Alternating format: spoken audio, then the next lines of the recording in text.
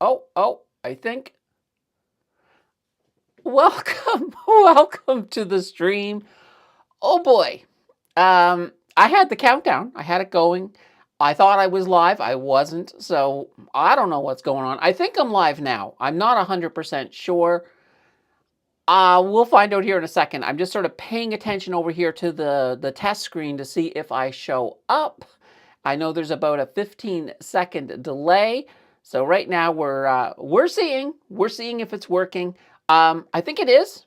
I think it might be working because I'm seeing some ads playing over on the test screen. So let's hope this is going well. Guys, one of the things I want to get from you is I want to know if, first of all, can you hear me?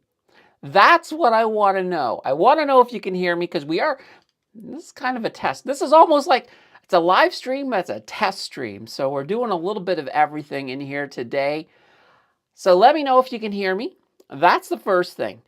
I also want to know, and we'll test a couple things out through the day. But first of all, let's just make sure you can hear me. If you can, we'll move forward from there.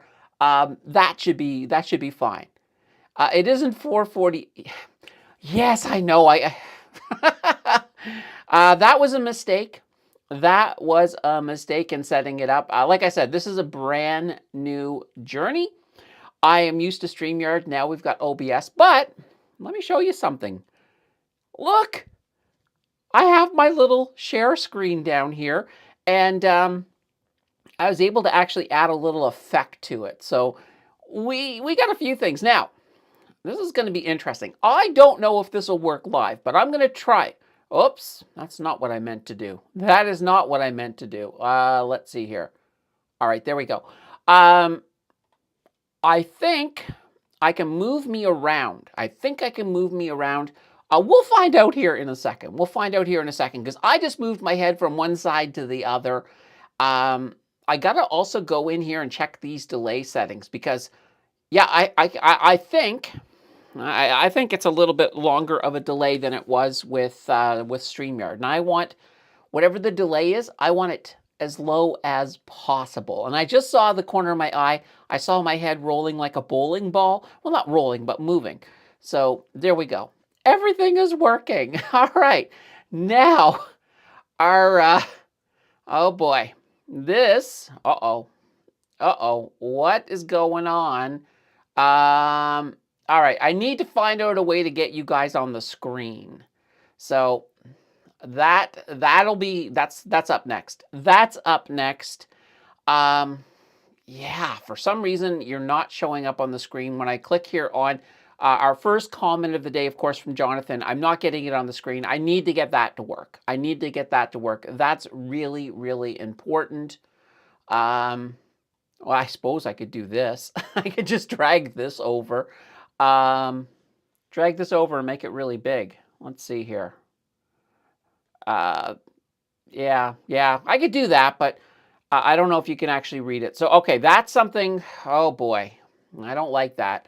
I don't like that part at all. One of the downsides of trying to do this. So I'll have to figure out a way to, and maybe it's as simple as I'm going to click this plus sign and see if there's anything in here that will let me do that. Media source. Oh boy. All right, so that might be something I will have to.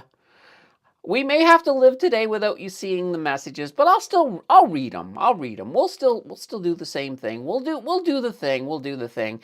Anyway, Jonathan is in the house first, and he is saying, "Am I late for an AI bubble burst?" Nope.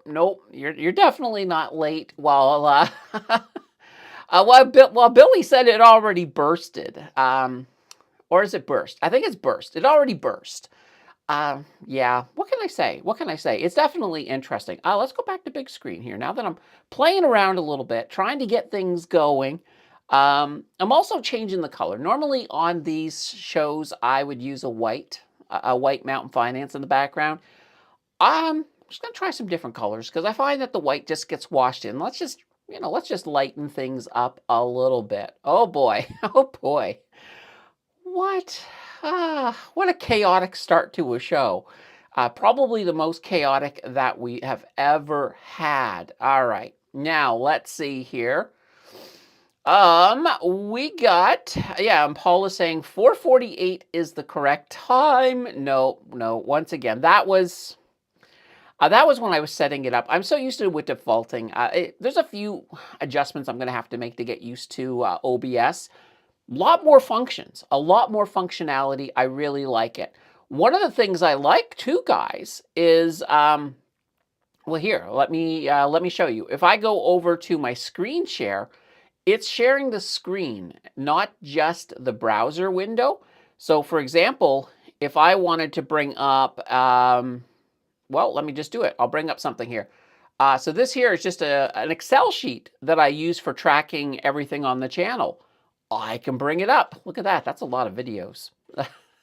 Oh, now it stopped. All right, let's go over here. But yeah, so I can bring up anything on the screen. It makes it a little bit easier if I want to share something that is not within the browser. So we got more functions. We got more functionality. And I do like the idea I can drag and move my head around. That to me is another cool thing altogether.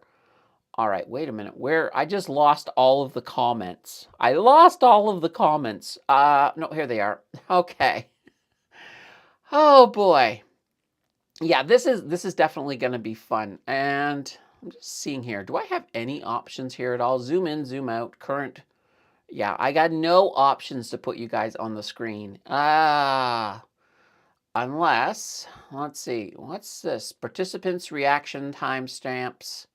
Yeah, it's not giving me anything. Oh, I can click on top fans at the top though, and I can see, Jonathan, you're currently number one. You're currently number one with 100 XP. So I like that. I like that. I just got to find, I probably have to add like an add-on so that I can get a little thing on the screen for you guys to see those comments, because I really like you being able to see your comments.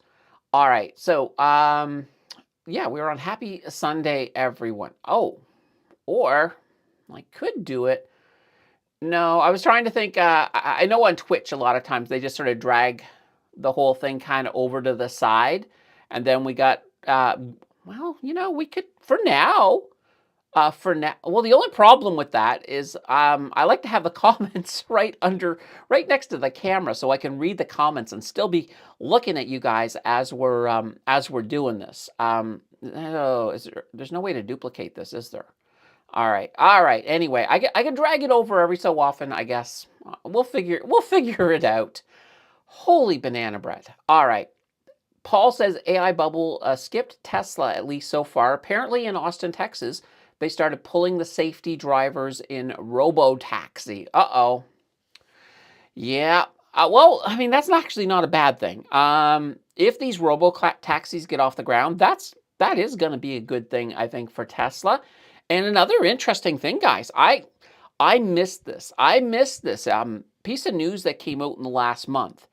SpaceX is planning to IPO in 2026. So that's going to be interesting. I can't wait. I can't wait to see what happens with that. That would be, I think, really, really cool. I'll buy into SpaceX. Absolutely. All right. Now, hey, wait a minute. Do I not have a thing here to move you guys around? I don't have a thing to move. Okay. That's odd. I don't have a bar. That's what I'm talking about. I don't have a bar to drag the chat up and down. Okay. I see we got more complications. Oh, I've got to get these all ironed out before the market closed tomorrow. That's for sure. All right. Jonathan says, we see you. Lisa's in the house with a hello, everyone. Elaine is in here with a happy Sunday. Paul, once again, is pointing out it's not 4:48. Claude says, yes, we hear you. All right, I'll just jump over the hear yous. We've got Jordan in the house with a hey there, Candace. Oh, hello, Jordan. Hello, Scott's got a here. And Paul says, I was watching Landman, then checked at 1 p.m. my time, and you were live. Yes. Yes, and quite literally, I had to click on a few extra buttons to go live. So I actually started and realized I wasn't live, and I had to had to start all over again. But what can I say? Cowboy is in the house with a greetings all, and we have Mary in the house with a hello all. So guys, we got Mary in the house. She is our official captain of that like button. So be sure to click the like button. Let's get it going. Let's get it going today. And I'm gonna have my coffee. I'm gonna have my coffee while you guys are clicking on that like button. Oh, so good. So good. And why? Oh, I just lost. I just lost all the comments again. Come back, comments. Hello? Yeah, I just lost the comments. So I have no comments. I do not know where they went. Holy banana bread. Well, this is going to be fun. This is going to be fun. Just give me a second. I'm going to close a couple of windows just in case they somehow ended up behind everything. And it is not looking like they're anywhere. Uh-oh, this is odd. All right, let's close that. Let's close that, and I'm going to close this. And yeah, my comments are just gone. My comments are, oh, wait a minute. No. There they are. They reconnected. All right, I see them. They reconnected to the thing. Oh boy. But at least I've got the scroll thing now. So there is that. Oh boy. If you love people having awkward moments, this is the stream for you today. We're going to have a lot of awkward moments, I think, as I am figuring this all out. How did it end up doing that? I don't know how it did that. Oh, now it popped out again. Oh, but I got a bar. All right, that works. Okay, perfect. All right, Cowboy said greetings all, and we had Mary, of course. All right, my comment disappeared according to Ian. That's weird. I do not know how that could have happened. The Nightbot, by the way, no longer has any power other than, being able to drop in your exclamation marks to get affiliate links, or if we got announcements, but no ability to censor anything at all. Let's see. Bottom right is best for heat maps and charts, according to Paul. Yeah. And Jonathan says YouTube sometimes eats the comments. All right. What can I say?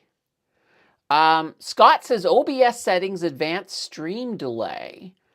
Oh, okay. Now, Scott, if you know OBS, is there an easy way to make my comments just show up on the screen? That's the question I want to know. So, but yeah, let's see if we can fix the screen delay right now, because I want there to be less screen delay. So OBS, check for updates, preferences. So I got to go to preferences. All right, OBS preferences, stream. And let's see here. Primary, yeah, I'm not seeing anything in here under stream delay. All right, but it's got to be in here. And you know what, guys? I probably shouldn't be doing this on the air. I will look at this later. I'll get that fixed for tomorrow. For today, we're just gonna, oh boy, we're just gonna struggle along without the comments on the screens. Oh boy. Yeah, what can I say? All right, let's see here. Growing pains, welcome to the new mountain finance. I know.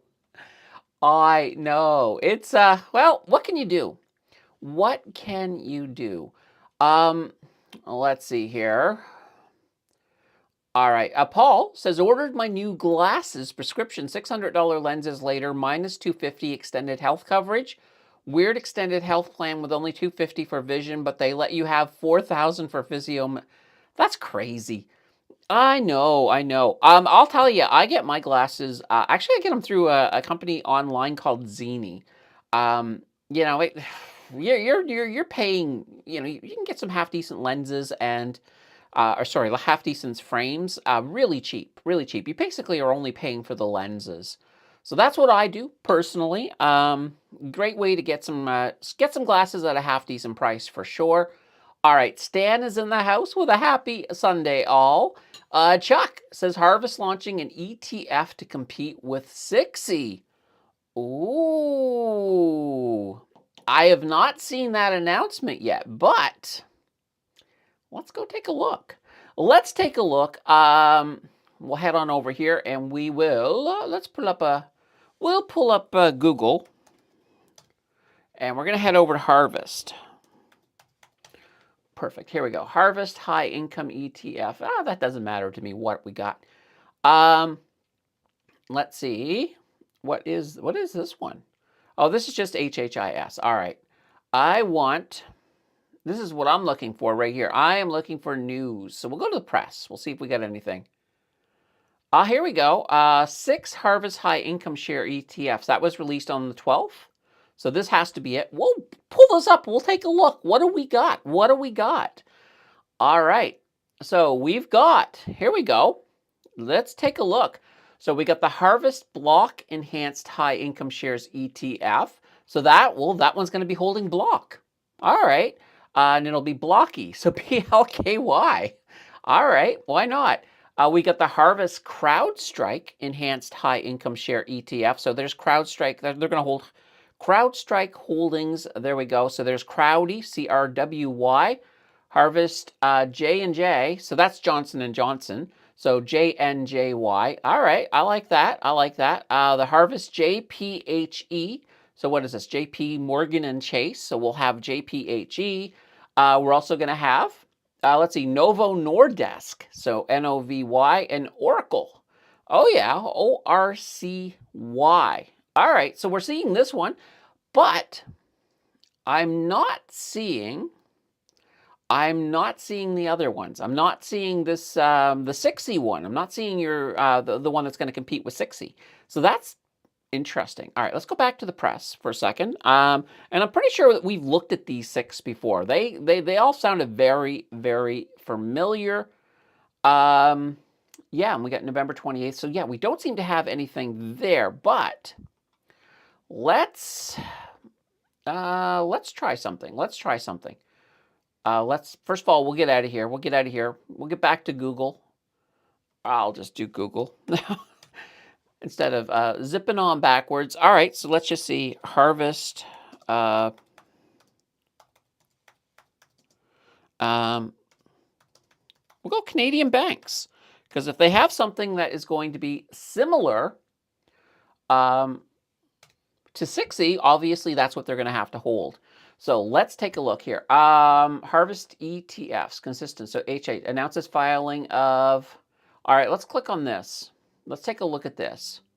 So 2 new Harvest Premium Yield ETFs. And what do we got here? All right, they're not really telling us too much. Let's see here.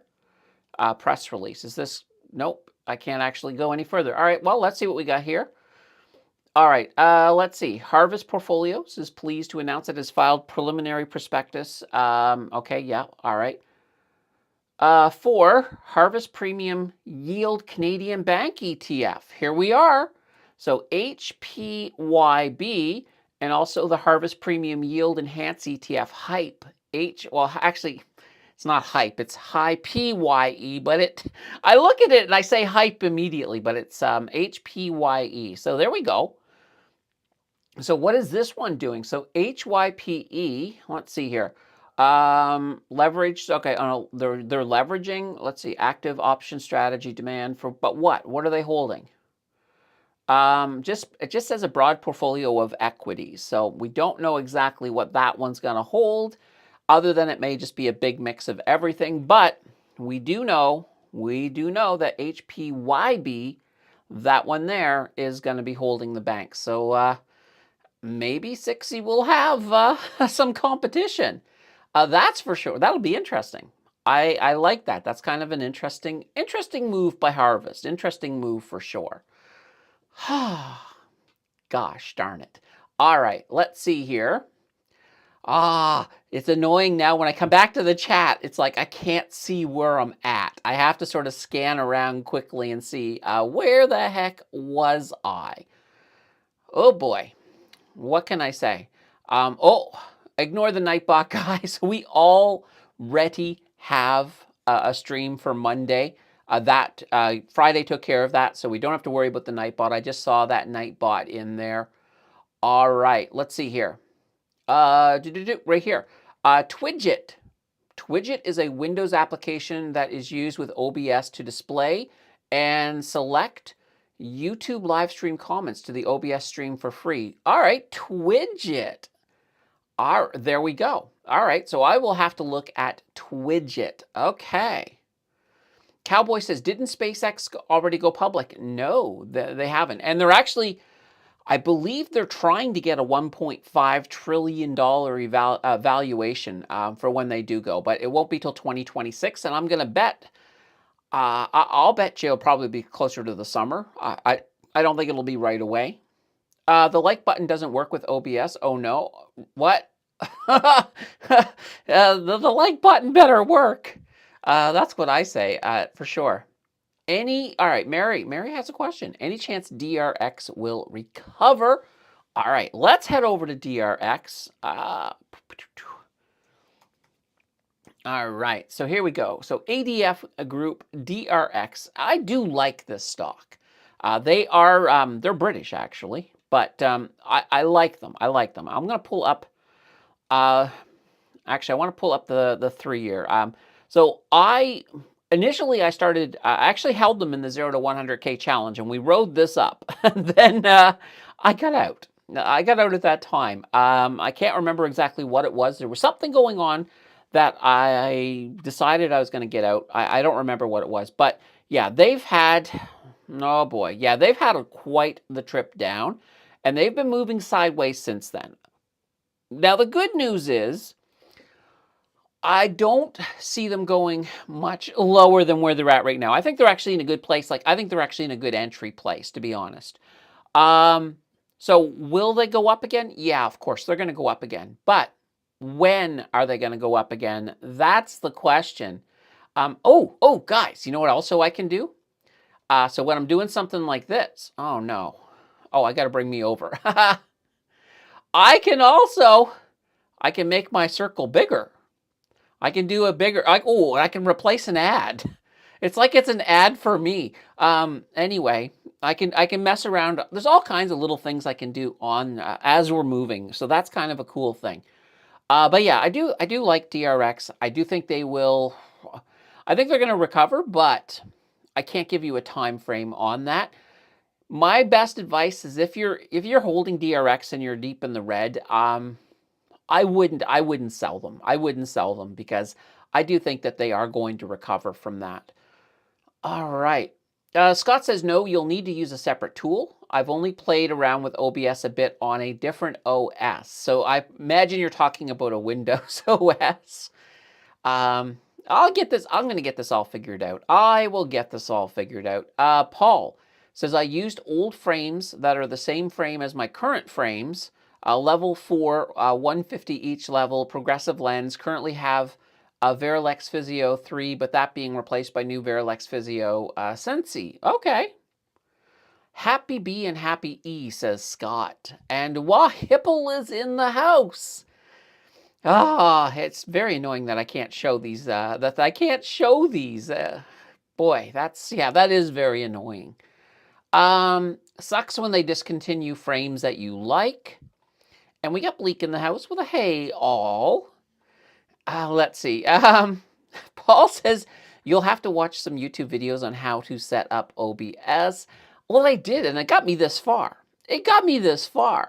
But it was one of these things like, I think, and this is my fault, I just assumed that it would be very basic. Like, you click on the comments, they should come up. I thought that would be a basic thing for everybody. I just assumed that it would be. And, nope, it's not.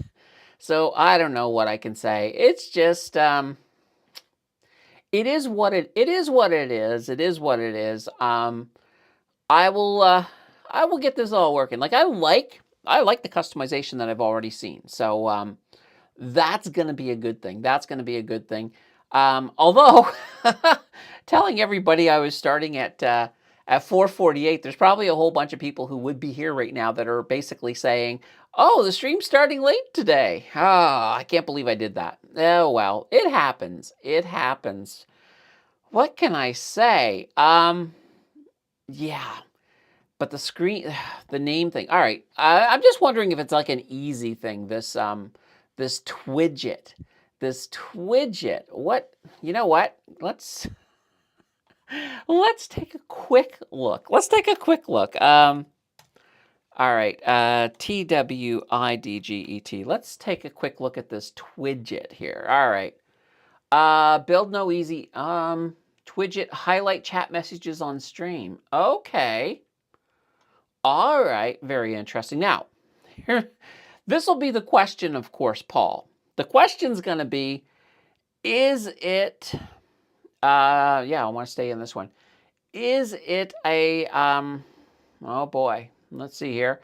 Will it work on Mac? That'll be the big question, because if it does not work on Mac, then yeah, then it may not be good. Let's see here. Uh, yeah, this is not looking good. Not looking good right at the top here, Paul. It's mentioning OS 10 as its as a system requirement. So I may not be able to use that one. I might have to find one for a Mac. There's going to be one out there. There will be one out there. But like I said earlier, I'm not going to, I don't think I'm going to mess around with it on stream. I just wanted to take a quick look at that for the simple reason that, oh, here's something I wanted to bring up as well. Let's bring this up here. So Paul had been asking some questions about manipulation. So he felt that there was some manipulation going on with Bitcoin. And this here is the chart. Oh, what did that do? All right, I don't even know why that popped up over there. But yeah, Paul had been talking. I asked Paul to share the chart that showed the evidence of manipulation. And I'm going to assume, Paul, help me out here. Explain to me where you're seeing the manipulation here. Like I'm just wondering. I see we got a couple. I can see volatility up and down. Is that what you're kind of thinking? Are you thinking that they're manipulating it down, buying more, going up, selling, manipulating? Is that kind of what you're thinking? Let me know, Paul, because I'd certainly like to take a look at that. I don't know. I just really have a hard time seeing seeing manipulation going on here. All right. Oh boy. Paul says, does it allow your video to go all the way to the edges? Is the video not going all the way to the edges? It should be. It should be. Because yeah, I can drag the video to the edges, no problem. So the other option, like I said, I could drag the whole chat box. Like I said, I can drag the whole chat box over here, but then I really can't look. Well, I'll have to look over. I mean, yeah, I suppose I'll have to look over when I'm reading a message. So let's see here. Okay, so yeah. Now that also means I have to move my head. We'll put my head over here. There we go. We got my head. We got some chat going on there on the side at least. Ah, boy. This is fun. This is definitely fun. All right. Cowboy says, can you explain why VDY is so popular? Its distributions are not stable, up 1 month, down the next, and the price is high, in my humble opinion. All right. VDY. Well, first of all, let's bring up VDY. I'm going to pull these away here for a moment because I want to be able to pull up the whole chart. So VDY, of course, it is. Here we go. Where is my... Oh, it's all the way over there. All right. So VDY is, of course, one of those Vanguard ones. This is your FTSE. Let's pull this up. Bang, boom. All right. Now I gotta move my head again. My head's in the way. Let's go small And let's move me over there. There we go. All right, so VDY, one of the interesting things here. So as you know, it basically tracks the FTSE Canadian High Dividend Yield Index. So it's tracking an index. So when you look at these at the dividends, let's take a look at their distributions. Let's go to that part first. One of the things you can see is you can sort of see, yeah, the distributions are a little all over the place. Like you'll see here, 20 cents, 17, 22, 14, 16, 23. Well, it depends. It basically comes down to what they're tracking when those dividend distributions are being dropped. So that's the reason that you get different distribution prices because, well, if you look at the quarterly payers, some quarters you're going to have higher dividends. You're going to have more quarterly payers paying. So yeah, it's just the way it's organized. That's the reason you get such a broad range here. So yeah, I'll say that for sure. Now, when we go back, and let's go back here to, and I'm going to pull up the 1 year. I mean, it's not a bad. I mean, it's tracking well. You are getting a pretty good amount of growth on this one, so it's not a bad ETF. I do like this ETF. Now, mind you, if you are more concerned about the dividends, you might be more interested in something like HDIV. HDIV, of course, is going to do a similar thing, and let's pull HDIV up too at the same time. I'm just going to duplicate this tab here, and we will HDIV, HDIV. Here we go. So this, of course, your Hamilton Canadian Covered Call ETF. Now, this one, of course, is using covered calls, so you are going to lose some upside on this one. And we'll pull up that 1 year as well, and you'll see. I mean, they look the same. They look the same, but I will say, when you look at this one here, just go from. Well, we'll go from here. Right here, we've got. Oh, you know what? Let's actually take a look at this. Let's do this. I'm going to bring this up here, and I'm going to slide up right here. All right, so we'll do this. We have two of them, right? So we have VDY. All right, if we take a look here, VDY opened at 49.48. So let's put that. We'll put that rate in 49.48. We'll just put that right there. And they're currently at 61.52. All right, so 61.52. All right, so that means division by error. How do I get a division by 0? That's odd. That is odd. I don't know what went on there. Oh, I know exactly what I did. You know what? I'll just drag this over here. Bang. There we go. And then, boom. All right, so that works out to a 24.33% total return. Now, let me point one thing out right now. That's pretty much right in line with the TSX. The TSX for the year, they're sitting at, well, actually, it's right down here. The TSX is sitting around 22.62. Nope, sorry. Don't look at those ones. That is old data. I had this, I actually had that up, but it's actually about 25%. So the TSX is sitting around 25%. So that's what VDY is doing. When we look at HDIV, all right, so HDIV, I'll pull this over here for a second just to add the data, make it a little bit easier. HDIV, so going back just 1 year, they opened at 1781. So let's put that in there, 1781. And they're currently at 2087. All right, there we go. There we go. All right, bringing it back. Let's, HDIV is like, you can see 17.18%. Now, that is very much, you can see like that capped upside potential. That's exactly what you're getting there. But when it comes to dividends, you're going to get a lot more dividends with HDIV. So that's where the covered calls come in. The covered calls come in, you get all of that extra dividends. I'm just trying to see here where they're all different. I'm not going to add them. I won't add them all up on stream. I mean, we all kind of know that when it comes to the total return, HDIV is more than likely in this case, it's going to be, I think it'll be close. All right.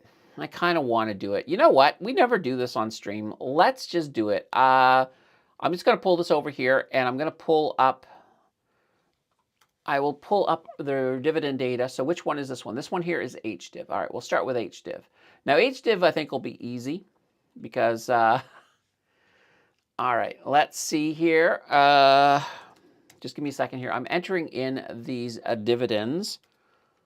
All right, and we only want the ones for this year. So we're just looking at 2025. 1.73. There we go. All right, and that, luckily 1, 2, 3. We got 3 of those. That makes that a little bit easier. 0.172. And how many of those do I got? That takes me all the way down to March. I love it. All right, now let's see here. February and January. Good. 0.171. All right, here we go. All right. All right, so that gives us, and I'm going to put this in here for them. I'll show you guys here in a moment. $2 and $2.08.4. All right, so when we look at that, and I'll bring this back over. So we did this one right now. All right, so right now, let's pull this down. What the heck are you doing? What the heck is this thing doing? Oh, it's doing something strange. Just give me a second here. There we go. There we go. I just had to pull it from the formula that I know where it was right. So this is giving us right now 28.88%. That's a total return. So that's the dividends plus the growth that we're getting with HDIV. All right. What about VDY? It's not 24.33 because we haven't entered any dividends yet. So, oh boy, and this is the one that's all over the place. But let's do it. I'm going to pull this over here, and I will enter those in as well. All right, HDIV. Here we go. Key data. Or sorry, this should be VDY. Yeah, it is VDY. There we go. All right. Oh boy. All right, let's. All right, 0.169. 0.164, 0.143, 0.234, 0.16, 0.147, 0.228, 0.178, 0.2. All right, here we go. I'm missing one. All right, 147, 116, 234, 143, 164. Oh, I'm not. It's because we don't have that top one there. That's going to be for January. All right, that's why.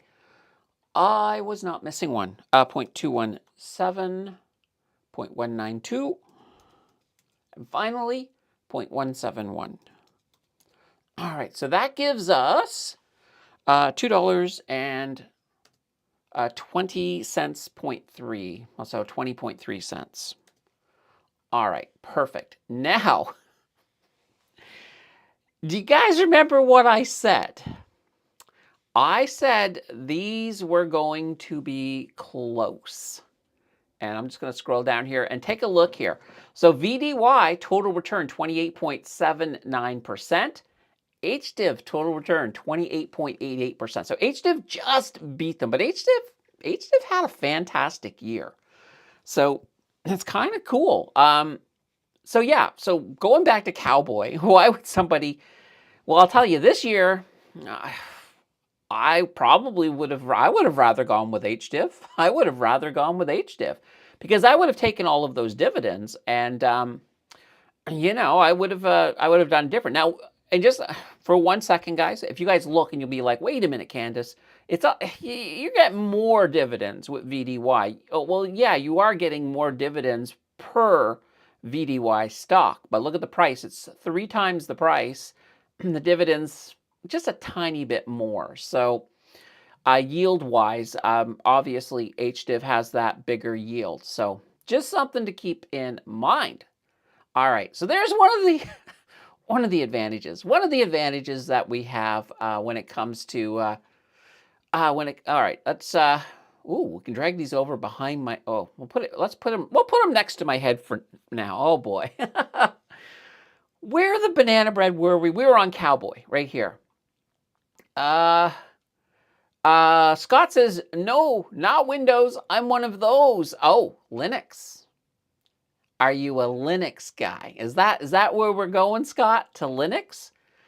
Rory is in the house with an afternoon, everyone. And let's see, was waiting for 348 local. I know that was a mistake. That was a mistake. And I mentioned earlier that there's going to be people missing out on this because they think that we haven't begun yet. They're like, they're right now, they're heading up to their computer or their phone saying, oh yeah, the show's beginning here in 5 minutes. It's already begun. All right. Wahipple says Cowboy with VDY. I like it because it just grinds or it just grids day in, day out. I guess it's grinds. Grinds in and day out, payout low, but the growth is great. So yeah. And we looked at the two of them. They pretty much come out the same. They pretty much come out the same. So oh, you know what, guys? I can make some custom Excel files that we can actually use. Instead of like the one that we were just looking at, I can make one where everything is bigger so that we just have the little area to do like total returns and things like that. Maybe we can do stuff like that. So another plus to the OBS, to this OBS here as we figure things out. All right, let's see here. Oh, we'll skip the Nightbot. Guys, ignore the Nightbot. Ignore the Nightbot completely. We already have tomorrow's show in the books. It's there. Paul says the sharp ups and downs. Okay, right. And that, of course, is just going back to that Bitcoin thing we were looking at, some of those sharps up and down. So, yeah, I mean, I think in Paul's case, Paul was thinking that, and this is, well, you know, let's go back to that. That's over on the Discord. Let me pull this up. And is there any way I can make this? Well, I don't know what I did. I clicked on something and something happened, but oh, there we go. We can make it bigger. So yeah, Paul's looking at the sharp up and down as proof of manipulation. Now, if you were, and this is in the olden days, not that far away, but you know, the semi-olden days. Actually, you know what? Let's move my head. Let's put my head over here. I'll move the chat out of the way. There we go. So in the olden days, whales, so basically people who own, how many Bitcoin do you need to have to be a whale? One of you guys might know. I don't know the exact number, but for some reason I think 1,000. Is it 1,000 Bitcoin to be a whale, or is it 100? I think it's 1,000. I think it's 1,000, but you know, I'm not 100. Well, you know what? Why am I asking? Let's just find out. Google. All right. How many Bitcoin to be a whale? There we go. It is 1,000. I was right. So you need to hold at least 1,000 Bitcoin to be a whale. It's actually interesting. I don't know if they have it here, but there is varying thresholds. I know that there's a thing where you can be like a shrimp, a whole bunch of different, basically sea animals, but a whale is 1,000. So a whale is 1,000. Okay. So going back to this, what the whales used to do back in the old days is when people were excited and everybody's buying Bitcoin up here as you're going up, people are buying, they're getting excited. Well, the whales would then sell a bunch of Bitcoin and cause the beginning of a fall. Now, I probably should use this one over here, right, guys? Because, you know, this would have been them, you know, they would have been selling up here, driving the price down. As soon as that price starts driving down, it freaks out retail investors. They start selling Bitcoin, driving the price down more. And those whales then buy up. They scoop up all that Bitcoin at the bottom. They basically then let the price, and of course, because they start scooping it up, the price starts to go up. And then retail investors start to give into FOMO and they start saying, oh my God, no, no, no, I got to get back in. I got to get back in. And they start buying and it goes up. Then they sell it again and we get the same drop. So I guess the argument is, can it still happen now? And the reason I've been skeptical is that with the spot Bitcoin ETFs that got added last January, there's just so much more liquidity in Bitcoin overall. There's a lot more.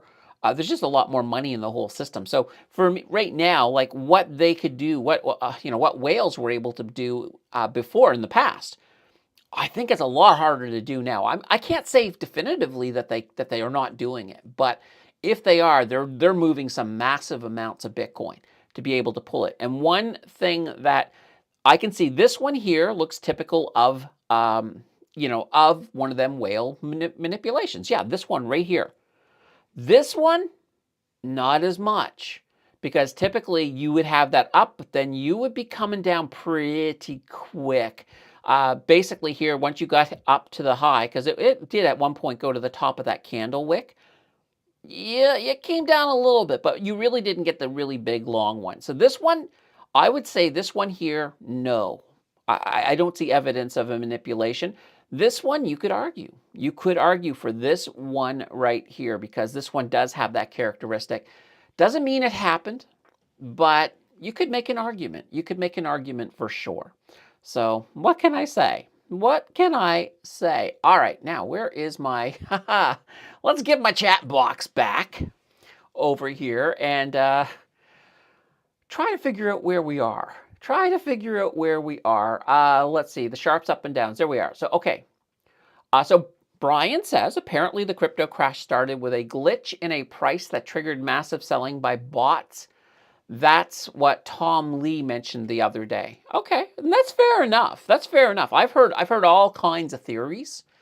From the banks to it's funny. Like I find when I go onto YouTube, and especially if I want to go onto YouTube for crypto content, it is a minefield. I find it's a minefield. There's so much doom and gloom. Like you can quite literally, and it may not be as bad today as it was. Like back during the pandemic, it was bad. But you could watch one video and you're wanting to sell every piece of crypto. Every Bitcoin you have, you want to sell it. And then you watch the next video and you want to buy as much Bitcoin as possible. You want to take out a second mortgage to buy Bitcoin. It's so good. I find that you can go from hot to cold so fast just from going from video to video because there's just so much out there. I always say be really, really careful when you are looking at a lot of these videos. Now, I don't think I've actually watched. Excuse me. I don't think I watched anything from Tom Lee before, so I'm not sure the quality of Tom Lee's material. So I don't want to say, I don't want to make it sound like I'm sort of singling anybody out. I'm just saying, be careful, guys. Just I look at it this way. I have a lot of faith in Bitcoin long term. And a lot of these fear type videos, they're more or less talking to you about short term. So be a little more careful with those.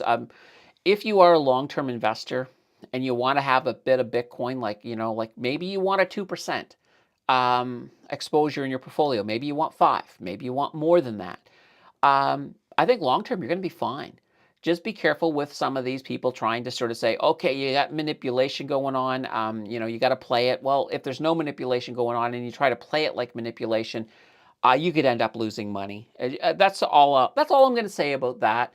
Just be a little careful. And I see where Paul is coming from. And like I said, this one piece right in here, yeah, that one looks, that is, I'm not saying it's manipulation. I'm saying it has the pattern that could be manipulation. But the others, not so much. Not so much. All right. Yeah, that was fun.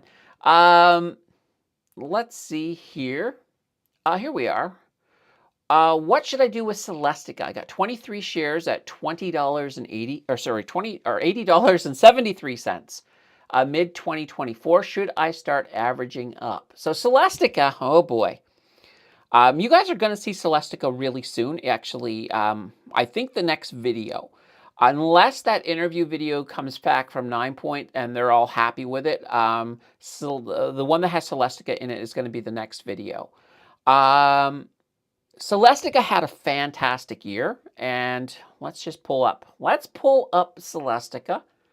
All right, CLS. All right, and in your case, you bought it back in 2024, so you're definitely looking pretty good. But let's just looking at that last year, you can see right here, they've gone from $142 up to $421, and you said you got in at, what was it? Let's pull that back up here so we can see that too. You got in at what, 84? Is that what you said? Or $80. Holy banana bread. So yeah, you're at a position where you buy any more, you are knocking your adjusted cost base. You're averaging up. But here's the reality. You're probably not going to see them back down to 84 anytime soon. Celestica is a company. I was very, very bullish on Celestica coming into 2025. That hasn't changed. That hasn't changed. I still think Celestica, I think they're going to have a half decent 2026. Now, you look at this and you're going, okay, well, they've gone from 146 to 421. Does that mean they're going to be around 800 by the end of 2026? Probably not. But I could see them being, it's hard to call prices, but let's just say that if they hit 600 by the end of 2026, I would not be surprised. But at the same time, I would be surprised if they didn't hit 500. So we'll go that way. And they've already hit 500 once. So they actually right here, what did they peak at? At 512. Their high that day on that on what was that? The 5th of November. Their high was $512. So I think 600 is easy, and easy in dunk. But I'm a little more skeptical of 800 once you start going really high. But this market has been very good at surprising us lately. It's been very good at that. So keep that in mind. Keep that in mind for sure. Whew. All right. Let's see here. Where are we? Let's see here. We're at Larry. Larry's in the house. I don't know about you, Candace, but I use AI in particular, Google's Gemini Daily to find out stuff. I still have to research, though. Okay. I'm not 100% sure what that's in reference to, though. But, yeah, no, well, probably the title. Yeah, so the whole idea with that title is I don't think, like, when it comes to an AI bubble, I don't think we're in one. I think that we have bubble-like tendencies, but I think we got a lot of runway to go with AI. And the reality is, and this is kind of like the internet. When you think about it, the dot-com bubble. So with the dot-com bubble, it's not like the internet went away. The internet was a great technology. It changed the world.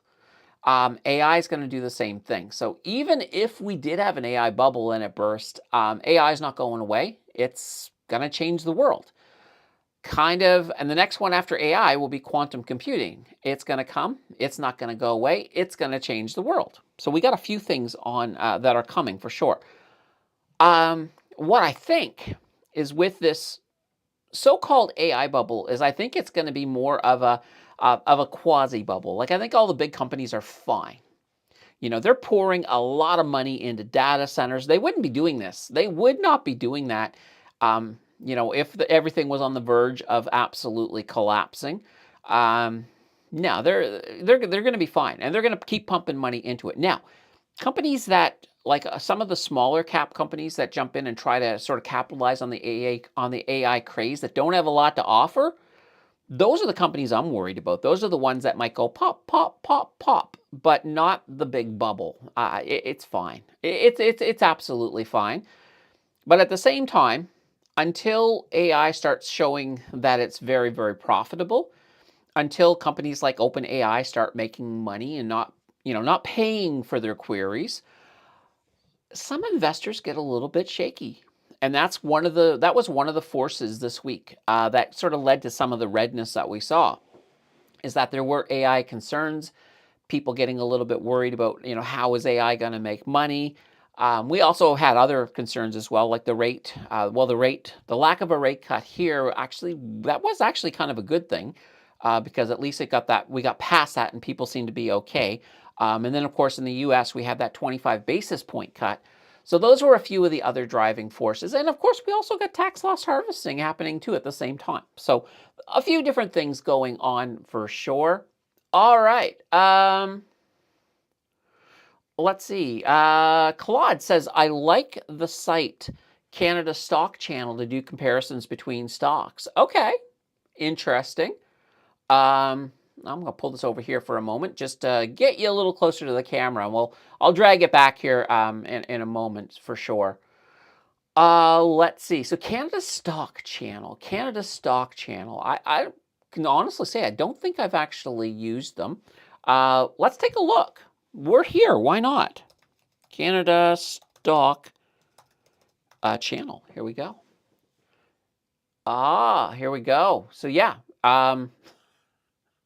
a million. Oh boy. Let's. I don't want to read anything about Donald Trump today, but sure. Let's enter in a. Let's enter something in here. We were looking earlier at HDiv. Let's just drop HDiv in here. Well, let's see if I can get, maybe, now does this, no, here we go, HDiv. Let's see, HDiv key stats, dividend history. All right, so you got a little bit of information in here. Interesting. I mean, I'll have to dig around into it a little bit more, but yeah, it's got some interesting stuff in here. A lot of ads. I'm not a fan of a lot of ads. Not to say that TMX has ads too. I mean, I don't think we can escape them. But all right, interesting. All right, we'll check that one out some more. I'll definitely check that one out a bit more. Let's see here. Brian says agree. Canada Stock Channel does it all to compare two ETFs. All right, fair enough. Let's see. Thanks, Candace. Excellent explanation. Set chat to all chat, and you have it on top chat. Set chat. Oh. Let's see. All messages. Live chat. Uh-oh. All right. I see. All right. Now I got it on live chat. All right. Does that do anything else? No. Seeing if it gave me any other functionality at all. For me, I would just like to be able to, even the chat that I'm on right now, I'd like to be able to highlight it. It makes it easier to find the next one. All right, let's see. Rory said, and I wonder how many chats I've skipped. I wonder how many, I probably have. Guys, if I've skipped some because I had the wrong chat thing, once again, this is our first day on OBS. I apologize. I'm figuring it out as we move.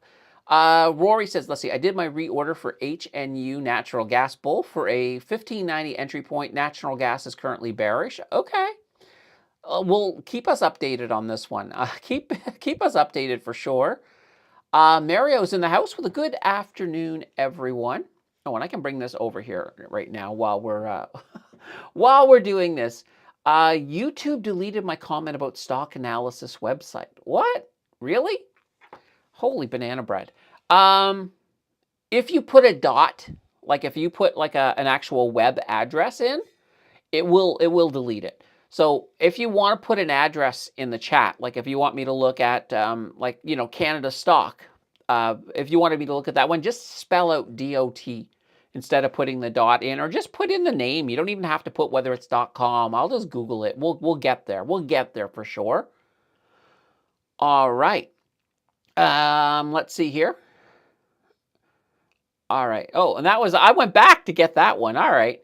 Elaine says, do you think HHIS will drop more? Thinking of waiting to buy more on sale. Thank you. Okay. So HHIS, obviously they're tech heavy. They're tech heavy. So depending on what tech does in this coming week, there is that possibility that they could drop more. Will it happen?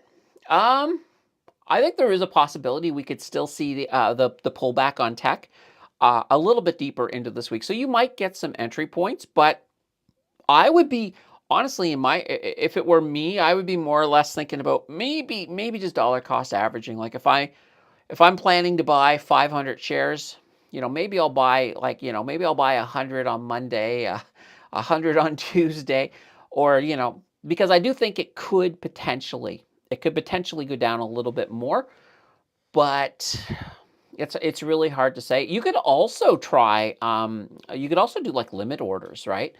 So you could put in an order for where you want to pay for it, and see if it hits it. No guarantee though. Sometimes we'll ask Rory in his attempt to buy, was it Bank? I think it was Bank, and he got within a penny on one of his. He finally made it, but I think he got within a penny on one of his limit orders, and it never totally got through, unfortunately. All right. Yeah, and it's so weird that I have to sort of. I really need to have my my things popping up on the screen. We're gonna have. Oh, wait a minute. Oh, I have an idea. I have an idea here. Let me see if I can. Whoops, where is my mouse? I have no clue where my mouse is. My mouse is somewheres. All right, there we go. I'm gonna try.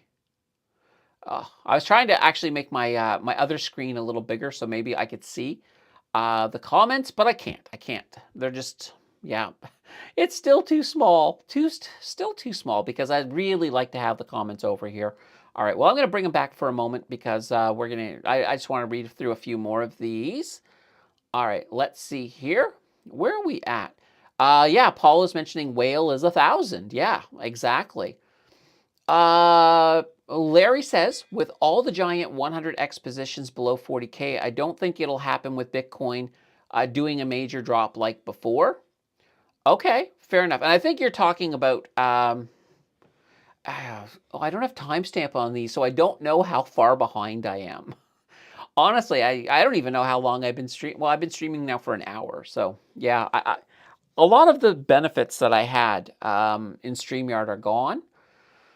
Let's see. Lots of HHIS is AI stocks. Those have not done well in the last month. Funny, Harvest Tesla did just fine last month. Conviction, but lots of ups and downs. Okay, fair enough.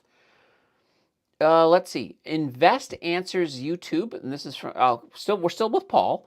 Invest Answers YouTube is good, but it is basically TSLA, MSTR, BTC, Sol, and occasionally NVDA. Okay. Cowboy.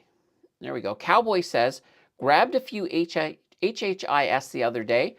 I sure like the dividends on it. It has some good dividends, absolutely. Paul says, as far as BTC ETH, Sol is also gets manipulated by Binance liquidation of longs and shorts using something called Winter Mute. Winter Mute. I've not heard of Winter Mute, Paul. So, that's interesting. All right. Larry says we've got 20 trillion in foreign investment over 7 is for investment over 7 is for AI. Okay, fair enough. All right. I'm just trying to. Where did my chat window go? It disappeared again on me. All right. Oh. Well, that's weird. Now it's on the top. Oh, this is fun. This is fun. Let's see. How did it jump all the way over? I don't even know how it did that. I don't know how it did that. And it's not giving me a thing here. All right, let's see here. Let's see. I had a bunch of. Oh, no. All right. I need to get this chat thing. All right, there we go. I got it out. There we go. Now I got my thing again. All right. I can see once again. Oh, this is going to be fun. This is, I got to admit, this is, it's fun in a different way. It's fun in a different way. All right. Now, where the banana bread were we? So let's see here. All right. I think we're at Xenial here. I'm behind by an hour due to the time change. Yes, I apologize. It mistakenly listed the stream start time as 4:48 when it was actually 4 o'clock. The normal start time. The normal start time. Choose calculator. All right. I think what on that site. Okay. Guys, ignore the Nightbot. Ignore the Nightbot. Actually, here. See if I can pull up the Nightbot. Let's see here. All right. Do I have it? No, I don't even have it up. All right. I'm going to turn the Nightbot off. The Nightbot, let's see here. All right. Let me into the dashboard. Okay. Timers. There we go. There we go. Nightbot is taken care of. Nightbot's taken care of. All right. Elaine said, thank you, Paul. A dividend channel calculator if you want to compare U.S. stocks. Okay. Wahipple. I had a bunch of Q-Day, and all the AI bubble talk was making me nerves. So when 60 was released on the market, I sold the capital I put in Q-Day, just keeping the profit part in Q-Day, and got 60. All right. And I like 60. I mean, 60 is pretty good. Oh, where the heck am I now? I'm in everybody's way. Let's just move me down here. All right. The fun of it all. The fun of it all. Actually, I wonder. Oh, no, because then you won't be able to see the thing. I was going to say if I went large screen, then I can't show you guys the chat. I can't show you the chat if I go large screen. All right. What can I say? I feel like it's a no-win scenario today. But tomorrow I will figure it out. We'll get the thingies on the screen. Oh, boy. Everybody and their dog uses OBS on Twitch, and that seems to work well. So I will get it all ironed out for sure. Okay. Where were we? Oh, Michael says, hello, Candace. Have you noticed that the Congolese tin producer Alphamine Resources is more stable now, and I've decided to hold my small position for its yield? Let's take a look at Alphamine. All right. Here we go. Alphamine Resources. All right. Now, I will point out, this is a penny stock. I mean, yes, it's at $1 in it right now, but nonetheless, it is, it's still a small little stock. And yeah, they seem to be doing a little bit better since, well, this here was Liberation Day. You can see that on the year. Let's go out to the 3-year. So yeah, they've been kind of moving sideways. I haven't really, this is one I haven't been super excited about, but nonetheless, right now, they have a, well, they've got a tin mine. They've got a tin mine. So tin is not one of those, I mean, it's still a good mineral, but it's not one of those ones that's in high demand at the moment. So yeah, it's, I think it's a safe bet, but at the same time, this is one that it just doesn't excite me. It doesn't excite me, Michael. Yeah, I'm not excited. I'm not excited about Alphamine, but keep in mind, a lot of it is that, it is small. It is small, and I do worry sometimes about small. And right now, I'm very bullish on some of the critical minerals. So, your gold, your silver, your copper, also uranium. I think those are the 4 right now that hold my interest the most. But nonetheless, it's still interesting. Cowboy says, your thoughts on what choice to add with the 7,000 of TFSA room between the choices of Biggie, Estee, or other? Well, that's a great question. It's a great question, but it's very contingent because obviously what answer is right for you is not going to be right for everybody else. So it's kind of that thing. So yeah, you've got another 7,000. I would look at, first of all, look at your TFSA. What what's your goals? Are you an income investor? Well, if you're an income investor, you might want to add more income so that you can get more tax-free income coming out of your TFSA. And when you were mentioning Estee and Biggie, well, that sounds like an income type TFSA. So yeah, those are definitely good choices. To me, it boils down to where you see you have the biggest need. Like if you're top heavy on banks, you may not want to add 60. Or if you're top heavy on technology, you may not want to add something like Q-Day. Now, Biggie and S-Day, those are going to be more broad equity. So, that's kind of a good way to look at it too. So yeah, that's the whole thing. And the beginning of the year is one of those times that it's not bad to sort of take a look at your overall portfolio and figure out, you know, am I a little heavy in one area? Do I have a diversification that I am happy with that suits my own risk level?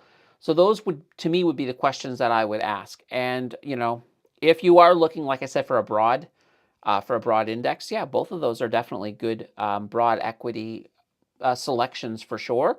And you get some frequent dividends with them too. So that's not too shabby either. All right, so let's see here. That was Cowboy. Elaine says, already buying $10 a day on it until I get my goal share numbers, but when it drops, I'm thinking I could speed it up. Okay, so all right, you're already dollar cost averaging, so you are well ahead of the game. And I believe this was HHIS, right? Yeah, why not? That makes sense. You could always do a situation like, I like this idea of a hybrid version of dollar cost averaging. So, you have your set amount that you're going to buy every day or every week, whatever your schedule is. And then you can have just a little bit set aside in case you get a nice big dip in there. And then you can buy some extra during that dip. That's not a bad strategy at all. All right. Let's see. Jordan says to increase the text size, hit control and the plus sign. All right, let's see what happens. Nothing's happening, Jordan. Nothing. Let me I'm just clicked on the window again to make sure that I'm in that window, but let's try this again. It's not doing it. It's not doing anything. Oh well. Like I said, I will get this fixed. I'm gonna get this fixed.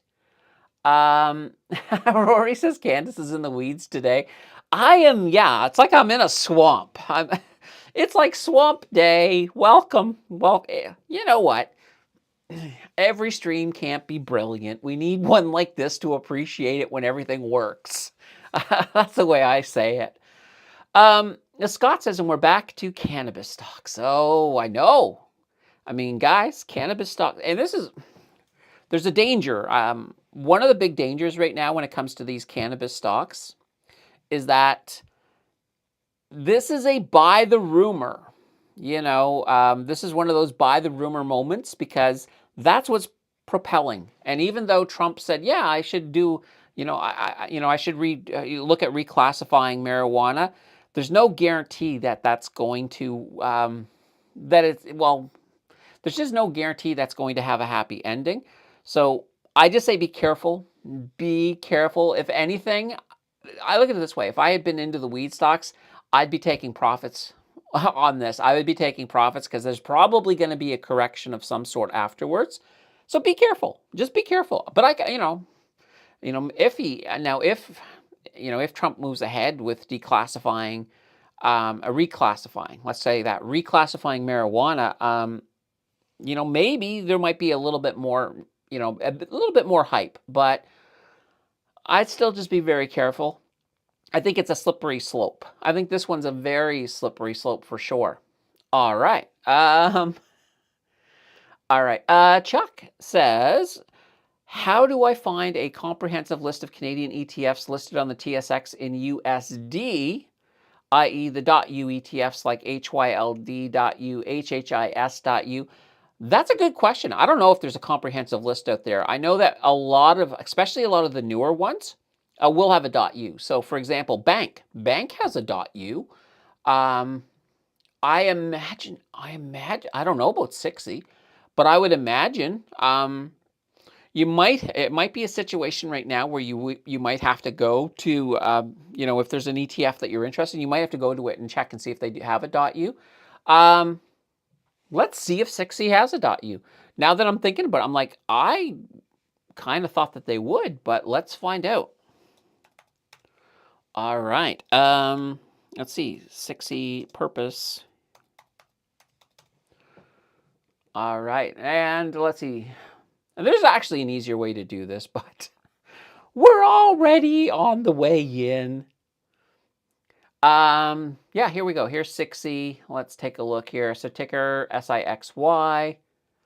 Normally they will mention if they have a .u version in here. So it might be that they don't have one initially, but maybe they will get one down the road.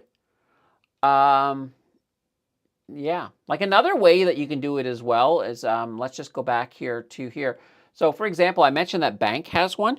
You can type in your ticker bank, and even though it doesn't show it here, if you do type .u, well, there's called it. Why is it not showing bank.u? I'm sure that bank has one.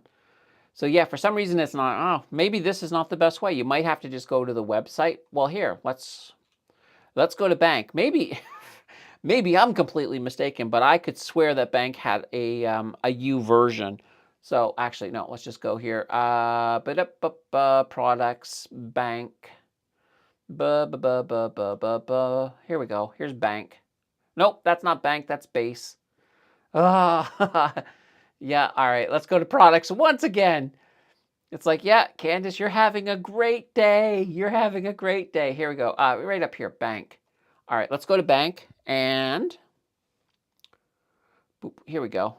Bank, and let's see, unhedged. There should be. I was sure. I was certain they had a bank.u. I was really sure that there was a bank.u. Let me just see here.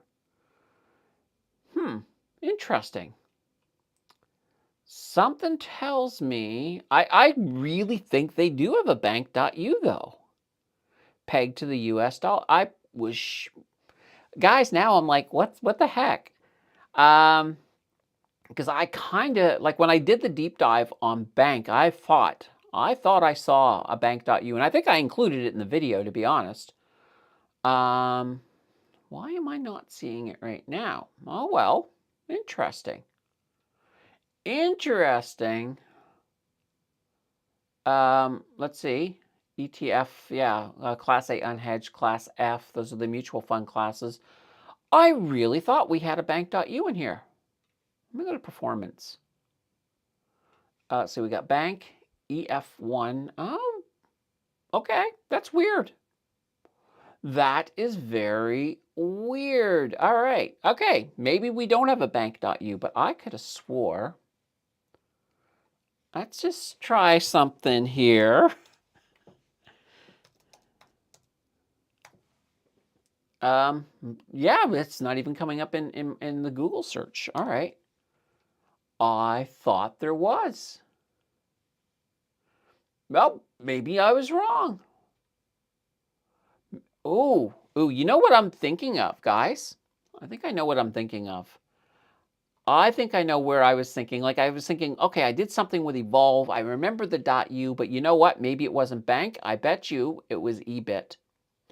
That's what I'm thinking of. Let's find out. Let's find out. EBIT. Where is EBIT? Yeah, it's got to be. Yeah, here we go. EBIT. It's got to have been EBIT because I knew it was one of the Evolve ones that I had done for them. EBIT, and let's see here. EBIT, 1 year of.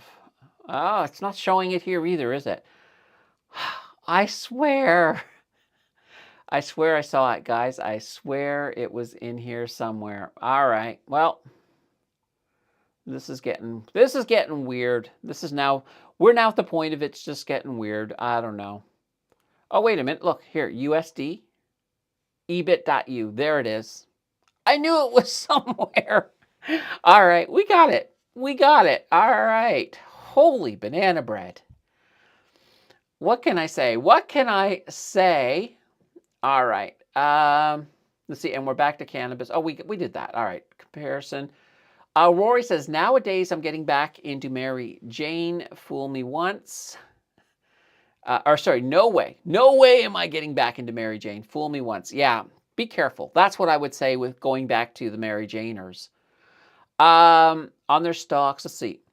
Scott says the data centers will be using fiber for the fast connection, not copper. Any line on big fiber producers? That's a good question. I don't have a line on them. I haven't really. Ugh. That's something to look into. That is something to look into for sure. I really haven't. I don't have any on my radar, but it's interesting.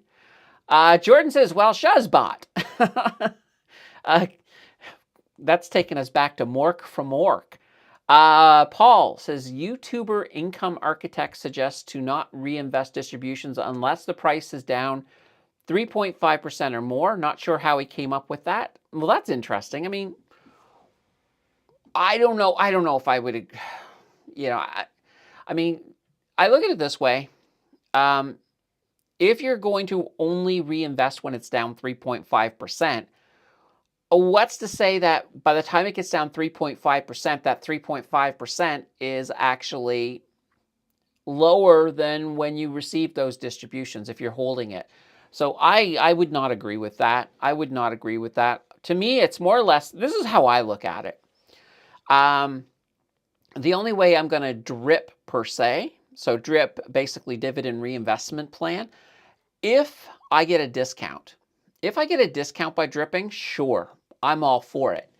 But if I'm not getting any kind of a discount for dripping, then I would rather just have control over those dividends myself. If I pull in all my dividends and I see a really great deal on another stock or ETF, that's where those dividends are going. Or if it's a diversification, if I'm over diversified in something and I receive the dividends, I don't want to put it back into it.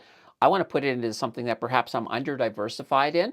So yeah, I kind of look at it that way. All right. Cowboy, Trump pot, the best pot, mind numbing and profitable only to Trump. Okay. Whew. I wouldn't want to say that fast 3 times. But yeah, what can I say? Isn't .u mean American dollar? Yeah, it means that it's pegged to the US dollar. That's what the U is. So, so with ebit.u, it means that you are not, because Bitcoin itself is pegged to the US dollar. So when you're investing in ebit.u, that one is actually pegged directly to the US dollar. So you don't have the conversion, any kind of currency gets taken off the table, like any currency conversion between US and CAD. Let's see. Paul says looking at weed with a mean reversion indicator says extreme overbought, but no sell dot yet. Yeah. Oh, those weed stocks. Rory, like my neighbor bugs me when I walk by. He says, another pleasure trip to the bank? That's, I don't know. I mean, is that a bad thing, though? I don't know. I don't know. Let's see. Paul says, let's see. There was a buy dot on weed on December 9th. Okay, a buy dot on weed. Yeah. I'm still highly skeptical of weed. I'm just gonna leave it there at that. I just think that there is a lot of room for things to go wrong. There's a lot of room for, and and it's not the weed. I mean, anything where you've got to buy the hype, you want to be careful. You just want to be careful because once that hype is finished, that price usually returns to where it should be. And you don't want to be that person who get caught up in the hype and bought it at a hyped up price and then have it retract on you. And then you're in the red and you're basically holding a bunch of pot in this case, or whatever the stock is, whatever the ETF is. You don't want to be left with bags. And that's one of the dangers of something like this. Now, if you had seen that it was going to happen, if you kind of knew that this was something that was being considered and you jumped in then, that's a different story. But it's hard to get in the beginning of a hype. We'll call it, I don't want to call it a hype train because that's Twitch, but in one of these hype pumps, you want to be, to me, you want to be careful. You just want to be really, really careful because there is that potential. Let's see here. Brian says on Canada Stock Channel, to the returns calculator, you have to click on calculator in the red bar at the top. You just went to the main page. You need to click the calculator to compare two ETFs. Okay. All right, Brian. Let's do it. Let's go back there again. What is that? CANA. What was that? Canada Stock Channel. There we go. All right, so I have to click on the calculator. All right, let's find this. There we go. Here's our calculator. All right. All right, here we go. Here's a calculator. So enter your TSX stock symbol. All right, let's put in. All right, we'll do the ones that we did earlier. We'll do VDY. All right. Choose the investment start and end dates. January 1st. And we actually did this year, so let's do it. 2025 until, yeah, there we go. All right, compare to other, and we're going to put HDIV, HDIV. There we go. And chart 10,000 invested. Okay. Oh, enter a symbol. I did enter a symbol. HDIV, did you not? Or do I have to put .to? Let's see here. Please enter a symbol. All right, let's try it this way. See if I hit enter. I did enter a symbol. All right, let's try. Oh boy, do I have to do it up here? HDIV. Let's see.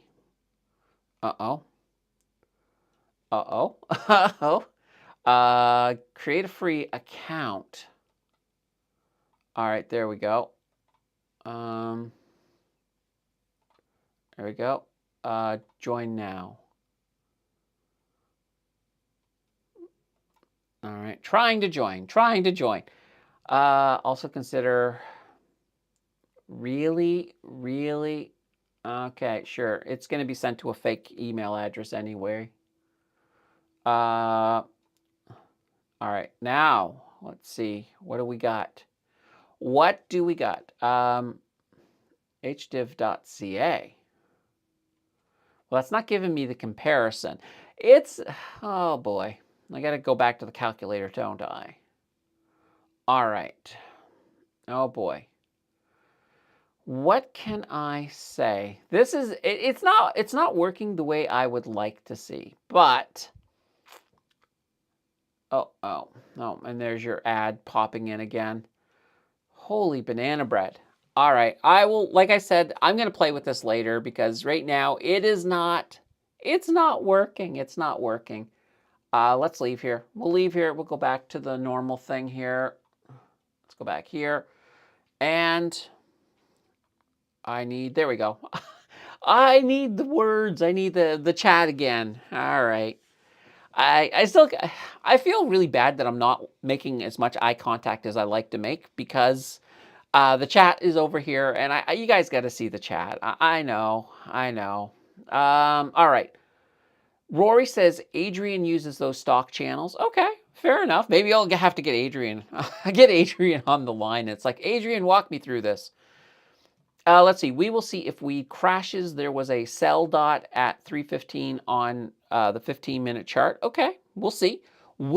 I mean, that's a thing. Like I said, I'm skeptical a little bit. The AI bubble. So let's see. Oh, this is from CBiz. The AI bubble this crypto winter, that is a joke. There's no bubbles, just simple pullbacks. Bitcoin will never go lower than 60 to 70K again. And the big tech companies will only grow. Yeah, and you know, I don't think you were here earlier when I was talking about it, but I don't believe we have an AI bubble. I think we're fine. I think we'll have some companies, like if you got smaller companies that are capitalizing on AI just by throwing, AI in their title or whatever, and they're not really producing anything, those are the ones to worry about. But all the big AI companies, they're going to be fine. Absolutely. Larry says, with drip at least, I like to have a goal of how many, but if it's too high, no way. All right, fair enough. Larry says, weed stocks again. Maybe we'll be back into the metaverse again. 500K on a virtual yacht, 350 to have a house next to Snoop Dogg in the metaverse. There we go. Um, or what could be, I would also be worried about NFTs coming back. It's like, yeah, I need $1 million so I can buy an NFT of a bored ape. I don't need that. Um, Andrew says, how do you think the banks will do over the next year? Looks like the capital market segment is holding them up at the moment. Um, I think 2026 is going to be fine for the banks. One of the things that is also helping the banks out too is they put a lot of money aside for loan loss provisioning that they haven't had to use. So for that reason alone, I think uh, I think there's going to be more cash in the system for the banks, and those record profits, I think they're going to continue. So I'm actually seeing 2026 as being a pretty strong year for the banks. Will it be as strong as 2025? It's hard to say. It's hard to say. Um, yeah, no, I like the banks. I'll leave it at that. I like the banks right now. Let's see. Isn't GameStop due to erupt again? Um, the last I heard of GameStop, they were putting Bitcoin on their balance sheet, so you never know. I'll never count GameStop out. I'm never going to count them out. But I think the crazy days of Wall Street bets, manipulating things like with short squeezes and that, I think those days are probably over. And I say probably because you never want to discount. I never want to discount people when they put their mind to something. Let's see. Seems like every town has 6 weed stores. Maybe, maybe. There's a fair amount of them out there. That's for sure. Maybe the cat will give us a Christmas gift again.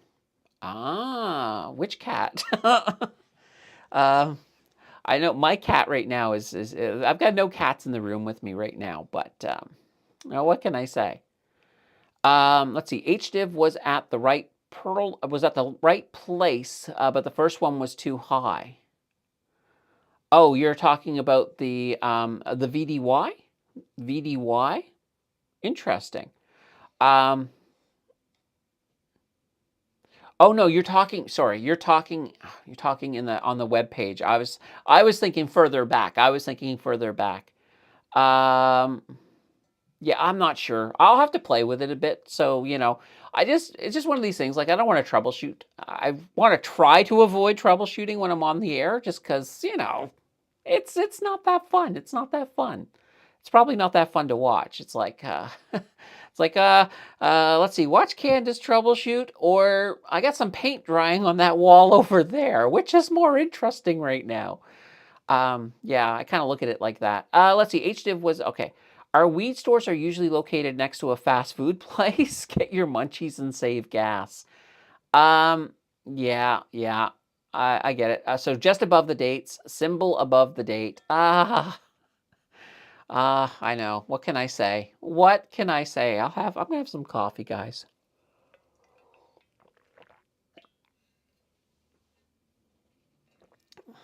But yeah, before the next stream. And the next stream is tomorrow. I'm gonna see if we can get this. I need to get a better solution for the comments because I want to be able to pop them up on the screen. I also want to be able to navigate through them a little bit better. So we got that. We need to get that going. Everything else I think is working fine now that I kind of, I had a few snafus at the beginning of the show, like trying to start the stream, and also the time of the stream was completely snafu'd. Oh, I do need to do something, guys. I want to verify that you can hear the music on the countdown. So I'm going to go there for just a second and let me know if you can hear the music on it because, I don't know if I have to like play it loud or something. Anyway, let me know if this works. Let's try it. And I think you can still hear me as well when I have the countdown going. All right, now I'm going to bring it back. All right, did you hear the music? That's what I want to know. I also have to remember too to see if I can reduce the time delay, because normally, like with StreamYard, it was about 15 seconds, and I think here we're about half a minute. I think it's about half a minute, and that's a little bit long, a little bit long. I like things to be a little bit thing. All right. Okay, so you guys could hear it. Okay. Thank you, thank you, thank you. Good to know. Good to know. All right. Weed bear ETF. Is there a weed bear ETF, Larry? It wouldn't surprise me. Gosh, that would have been a good one to be in for a long time. Scott says, click beside where it says symbol in the body of the page. Symbol, for some reason, Safari isn't rendering the page correctly to show the input box. Maybe I have to do that one on Chrome. So maybe I have to do that on Chrome. NFT, NW, NFW. Gush says, with the new TFSA contribution coming up, do you have an idea of what you're going to be investing the money in? I don't think it's really going to impact me that much. Like, right now, this is sort of the situation that I have is of course, I've got the 0 to 100K challenge TFSA.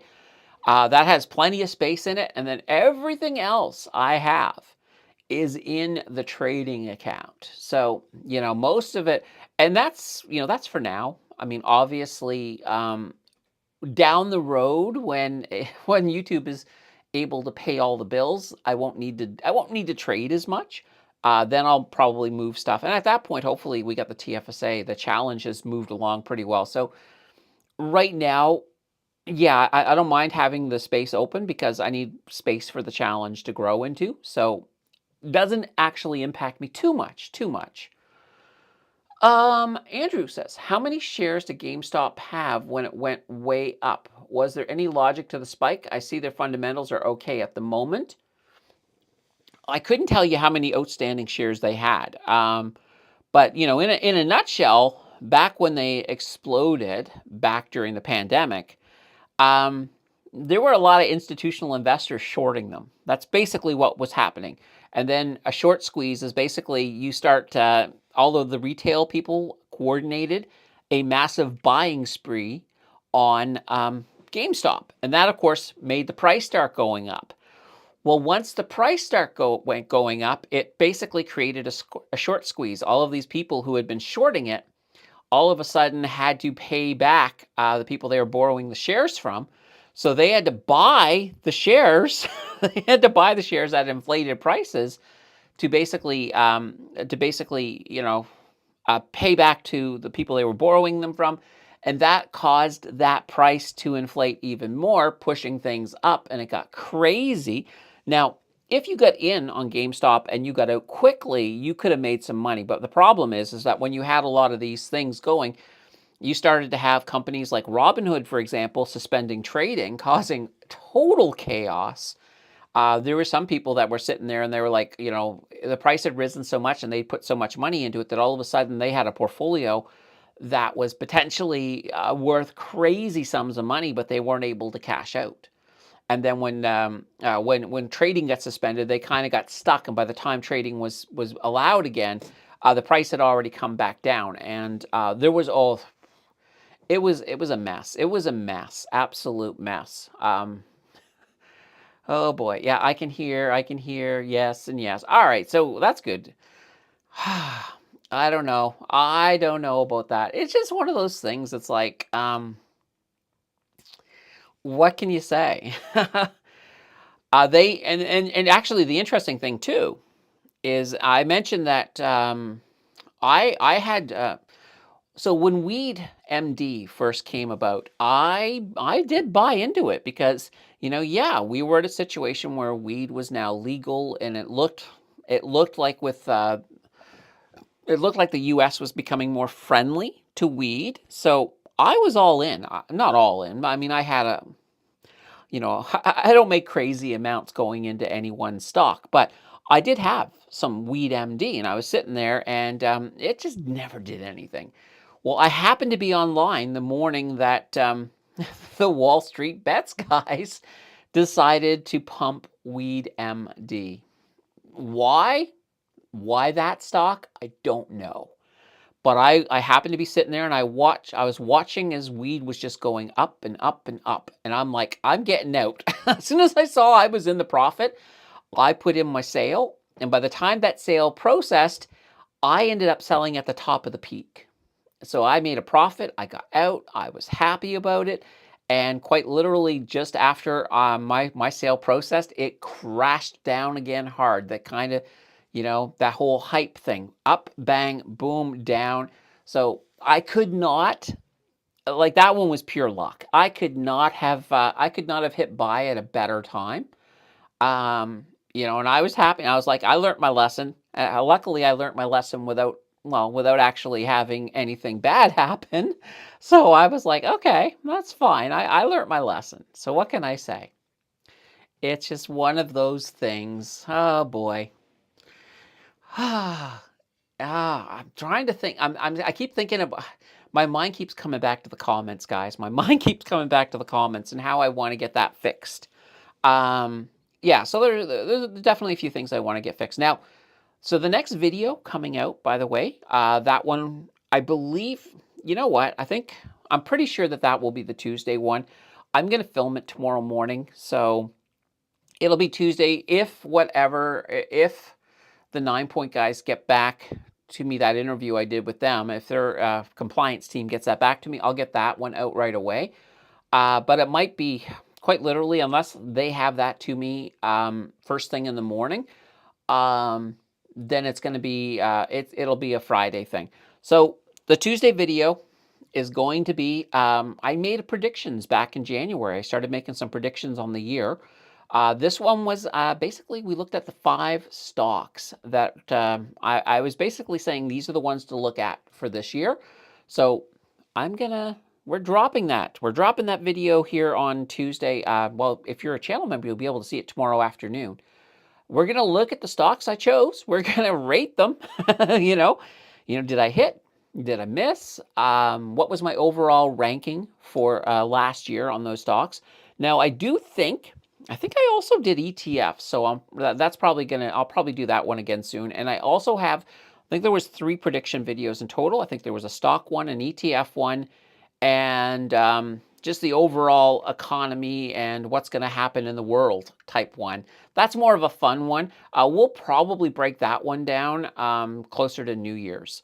But the ETF one, I might even do that one next week. Maybe next week we'll get that one done as well. So I want to get these out. I think they're going to be a lot of fun. I think they're going to be a lot of fun for sure. All right, let's see here. Where the heck am I now? You guys sort of pushing this up as I was talking. So now I'm like, where am I? Let's see. There was a symbol box above the to date. Okay. They shorted like 20 times more shares than existed. That's kind of interesting. Or 20x times. That's very interesting that if you think about it, that creates even more of a frenzy buying, because obviously if you're buying and there's not enough shares, that'll help drive that price up. So I mean, I imagine some were buying and then reselling right away. Holy cow. Yeah. It was chaos. I think, and guys, correct me if I'm wrong, I think that there was one of the streaming services actually have a movie or something about it. I think there's something out there in that. I haven't watched it, but Larry says a Chinese company made a lot, went from $14 to $3K. They sold shares they thought they owned but didn't and got squeezed and pretty sure bankrupted. Oh, yeah. Yeah, there was a lot of people who lost a lot of money. And of course, oh yes, Roaring Kitty, the hero from the giant rallies, appears again like 2 years ago. GameStop will jump. Roaring Kitty was all in the mix as well. And that's the thing. If you have somebody with a big enough following, and Roaring Kitty has a huge following, That really, really helps. And also, Elon Musk got his nose in that a little bit too. It was messy. Why does Tesla have a 460 call wall worth 1 billion, but hardly any puts? Not sure. You're slightly outside of my lane on that one, Paul. I wonder if they'll release all those people arrested for possession. Um, Hard to say, but Donald. Well, if they got enough money, they could probably get a pardon from Donald. But yeah, it's hard to say. I don't know what'll happen with that. Let's see. Paul says, and the 460 is the strike price. It usually is a higher price to break even. And Sashin says, there's a rumor that the Cineplex CEO plans to sell the company before retiring at the end of 2026. That's interesting. Yeah, I've heard I've heard a few things. I haven't heard anything definitive though on that. But I will say this right now, guys. Whether Cineplex, unless I think a lot of movie theaters, like movie theater chains, they're gonna have to reinvent their business because I don't think movies are gonna survive. I just don't think. Like even now, when you look at the bigger box offices, they're not like before. Like it's I think you have to sort of you have to basically accept less. I think a lot of these companies. So I don't know. I just don't think we have the draw, and I think I don't know. Like I can't even tell you. I mean, it's been probably more than a year since I've actually stepped into a movie theater. And I used to go to them a lot. So I think I just don't see long time survivability in the current form. So I think they need to. I think they need to really reinvent themselves. And yeah, sure, you got things like 40X and other things like that, but a lot of times those 40X theaters they're not in every city. I don't even know if I have one in Ottawa. I know you got them in Toronto, but let's see. The weed store near us is closer than grocery stores and McDonald's. Wow. Oh boy. Larry says, my fund got its first big start from AMC fund, only had 16K. GameStop jumped 60%. I bought AMC at 305. Borrowed, so bought 10K shares a week later, jumped to $12 and sold. Look, that's not it's not bad. I mean, sometimes, I may be down on some of this Wall Street bet stuff, but if you played it right, there was money to be made. Just it's hard to play it right. It's hard to play it right. And Larry's good at what he does. Larry's good at what he does. So that does not surprise me at all. Roy, I need a day in the sun with my margin account. Oh, there you go. And I'm finally caught up. I love it. That means it's time for some coffee.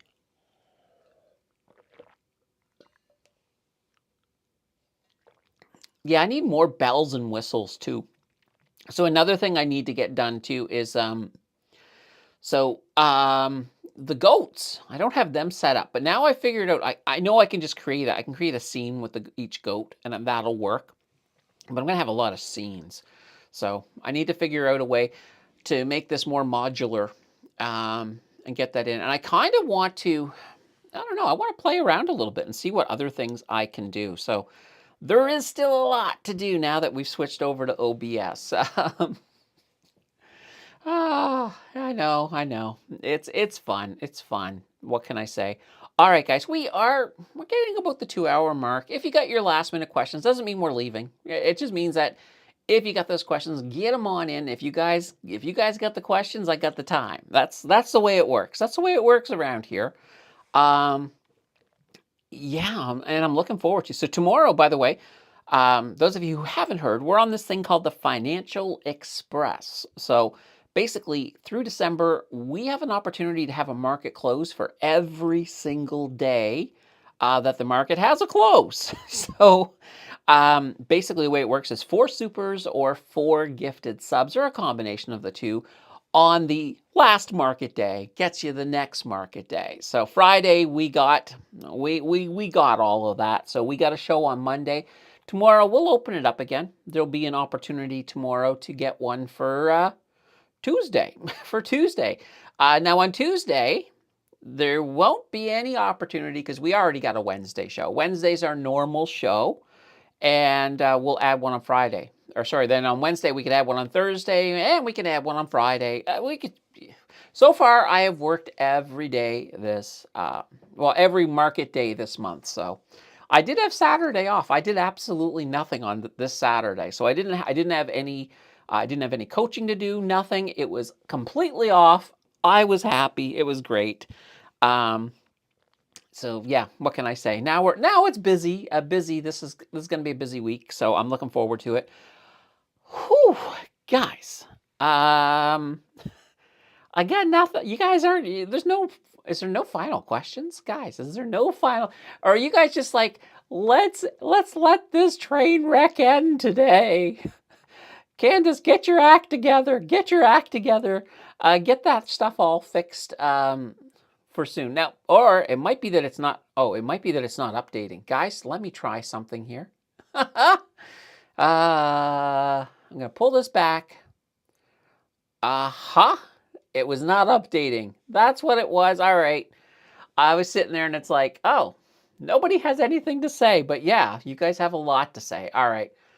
Cowboy says going to a movie is becoming a large expense. Oh, it is. Well, that's because, I mean, they make most movie theaters make their money on the stuff like their confections, the popcorn. Um, you know, I mean, it's a big thing of popcorn. It's like I don't even know why they put it in a bucket. They should just give you a feeding trough. I mean, really. But yeah, it's a lot of popcorn. Let's see. YouTube is my theater nowadays. Yeah, absolutely. Yeah, there's a lot of great content on YouTube for sure. And then I mean, most movies. I mean, if you look at most movies, if you don't see it in the theater, you can usually see it on a streaming service pretty darn fast. Like I think last summer they had the new Superman movie. It was quite literally on streaming services about 3 months, not even 3 months after it was in the theater. So yeah, you can see things pretty darn fast nowadays. All right, let's see. Kelly. Yes, we can hear it. Uh, Oh, yes, going back to the countdown. So I was giving you guys a chance to see if you could hear that countdown. Let's see, Michelle says, hi, folks, I'm late. No, no worries, no worries. Let's see, did you see that Wealthsimple is giving out Apple wallets for anyone that does $1,000 of transfers or whatever, good until January 13th? I didn't see that one. I didn't see that one, but that's kind of cool. No, I did see... Uh, No, I think there's a promotion.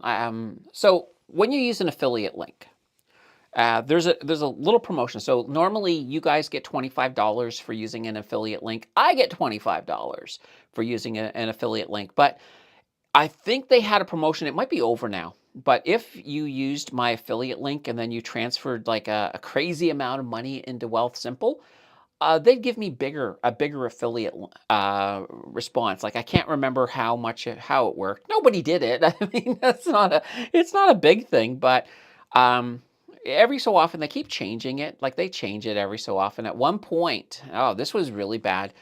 There used to be a point that if you used my affiliate link, I would get a random amount.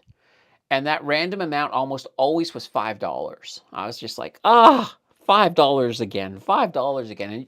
But you could have, at that point, you could have won up to, basically, yeah, it was a really high amount. It was, I think, around closer to $5,000 because you basically could win. Basically, they said you would win a random stock, and they had a few different eligible stocks, and I think at that time they had a couple of the stocks that were up around $5,000. So you had that chance. I never won anything. I always ended up with like $5. That was my average. I was just like, what the heck? Over and over again. I have bad luck. I have bad luck when it comes to draws and stuff like that. So I just sort of put it that way. All right, where are we at here? Yes, sound fine, correct level. All right. Last time in theaters was a J.K. Rowling movie. Well, that's a long time ago. The War of the Worlds, the newer one, was mine. Okay. Actually, the last time I think I was at the theaters, it might have been one of the Into the Spider-Verse movies. I think. Yeah, it's been a long time. Let's see. Let's see. Trumpy is going to put tariffs on any movie not filmed in the U.S. I heard that. I heard that. I mean, I don't know how that's going to work, though. That's kind of an interesting thing. Like, we'll have to see. We'll have to see how that actually works. I think he said he's doing it, but I don't think the mechanism is in place yet. Oh, something I saw interesting. We've talked a little bit in the past about Bill C-11. So that's that online streaming bill. So one of the concerns, and it's actually funny. You guys remember the Beavers? Well, the Beavers started because I was making a joke about that Bill C-11 and that I didn't want my content to get deemed as being non-Canadian, so I would just use a bunch of beavers. So that was where that came from, guys, in case you were curious. But the CRTC just recently, it's passed, and they're finally getting close to implementation of it. But they actually did create a footnote saying that it's not aimed at small content creators. They wanted to be clear because it was very not clear up till now. So YouTubers are not getting hit by Bill C-11, or you guys as viewers. It's only hitting the bigger companies, the bigger entertainment companies. So it's like, okay, this is good to know. This is good to know. It means I don't have to every so often throw a Canadian flag or some maple syrup or a beaver on the screen. We can just continue as normal. I like that. All right. Larry says movie dates are expensive now. When I go to the movies with food and alcohol, costs are 180 to 250. They want a 17% tip as well for service. 17%. Like, when did we get to a time when people want 17% tip? I remember back in the day that, you gave a good job, you'd get about, you might get 5 to 10%. I mean, and even 10 was kind of pushing it. But now, yeah, people want tips. People want their tips, that's for sure. What can I say? Scott says they need to add more value to the cinemas. The biggest innovation they've made in the past 20 years are the VIP theaters. I like the VIP theaters. I will definitely say that. I mean, you get a nice, comfortable, lazy boy type chair. You can get a meal. They'll serve it to you. All of that. Yeah, the VIP are nice. They're expensive, but they are a nice experience. I will give you that for sure. Andrew says movie theaters aren't doing so hot. People who are going are making experiences of it with the D-box seats and conversation. Let's see, almost everyone has a big screen in their living room now, so a theater screen. Yeah, exactly, and that's kind of exactly what I was thinking about. All right, I don't think this is. Yeah, no, it is updating. It's got its thing. I was like, is it not updating? But yeah, it is. All right, let's see here. Sashin says, agree. The revenue is going down every year. Web series replace my weekend Friday movie outings. Yeah. There's a lot to watch on YouTube. It's funny. Jill and I will watch a few things downstairs. Mostly on streaming services, but then I would say 80% of what we watch is usually YouTube. I would say about 80%. It's huge. Luke says, Candace, have you ever done a deep dive on ATS Corporation? I don't think I have. Actually, let's pull up ATS right now. All right, so here we go. ATS Corporation. Now, I feel like they've been in a list once. I could be wrong on that, but I have not done a deep dive on them. So looking at the last 3 years, this is a little concerning. They've got a lot of lower highs, lower lows. So they've been moving in the wrong direction, but I don't know why. Just coming down here to see what do they do. Let's see, automation solutions. So, okay, extensive knowledge-based capabilities in custom automation, repeat automation. Well, this is an area, though, that could be very interesting. because we are moving in that direction. I've already seen places like some of the fast food places where they've got robots cooking the food. They got robots. So there is a need for what they offer, but here's that problem. They're not moving in the right direction yet. So I'm a little concerned about that. I want to take a look at their back end here quickly. Well, this is not good.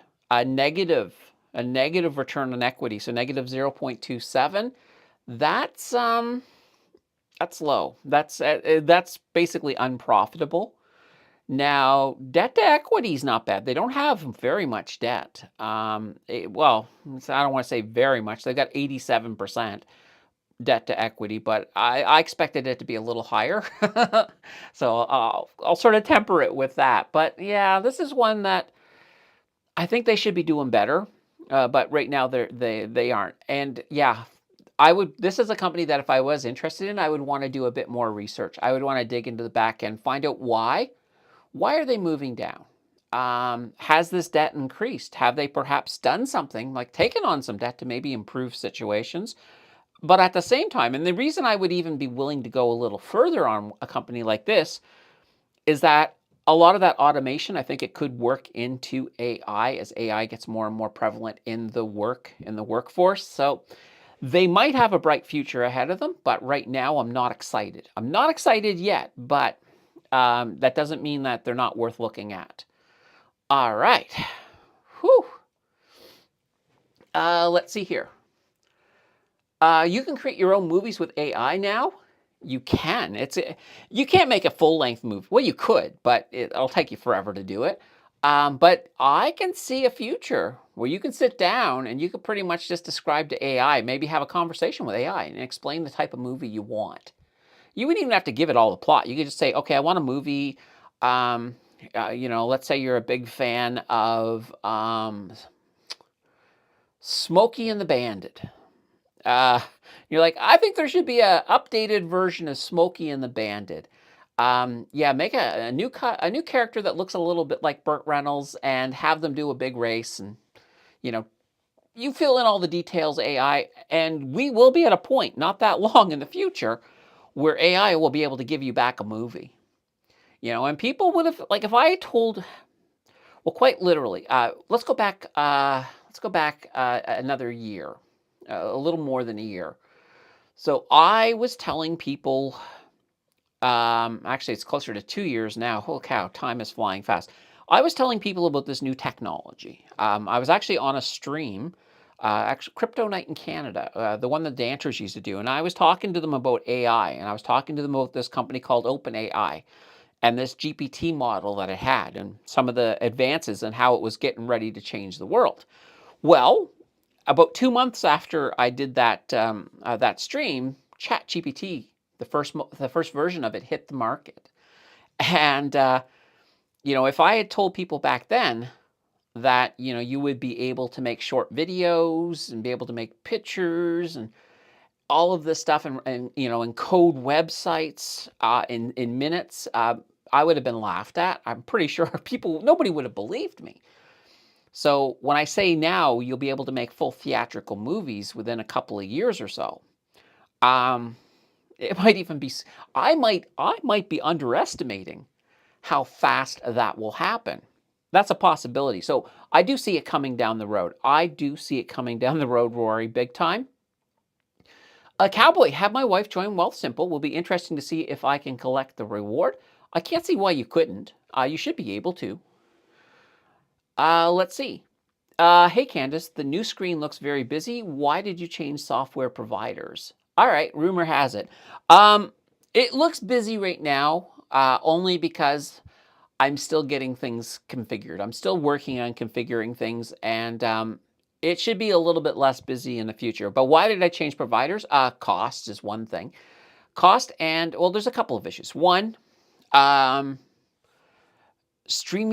they're really, really expensive. So I was just kind of in that mode where it's like, you know what? I can get more functionality over at OBS, because OBS, there's a lot of things you can do.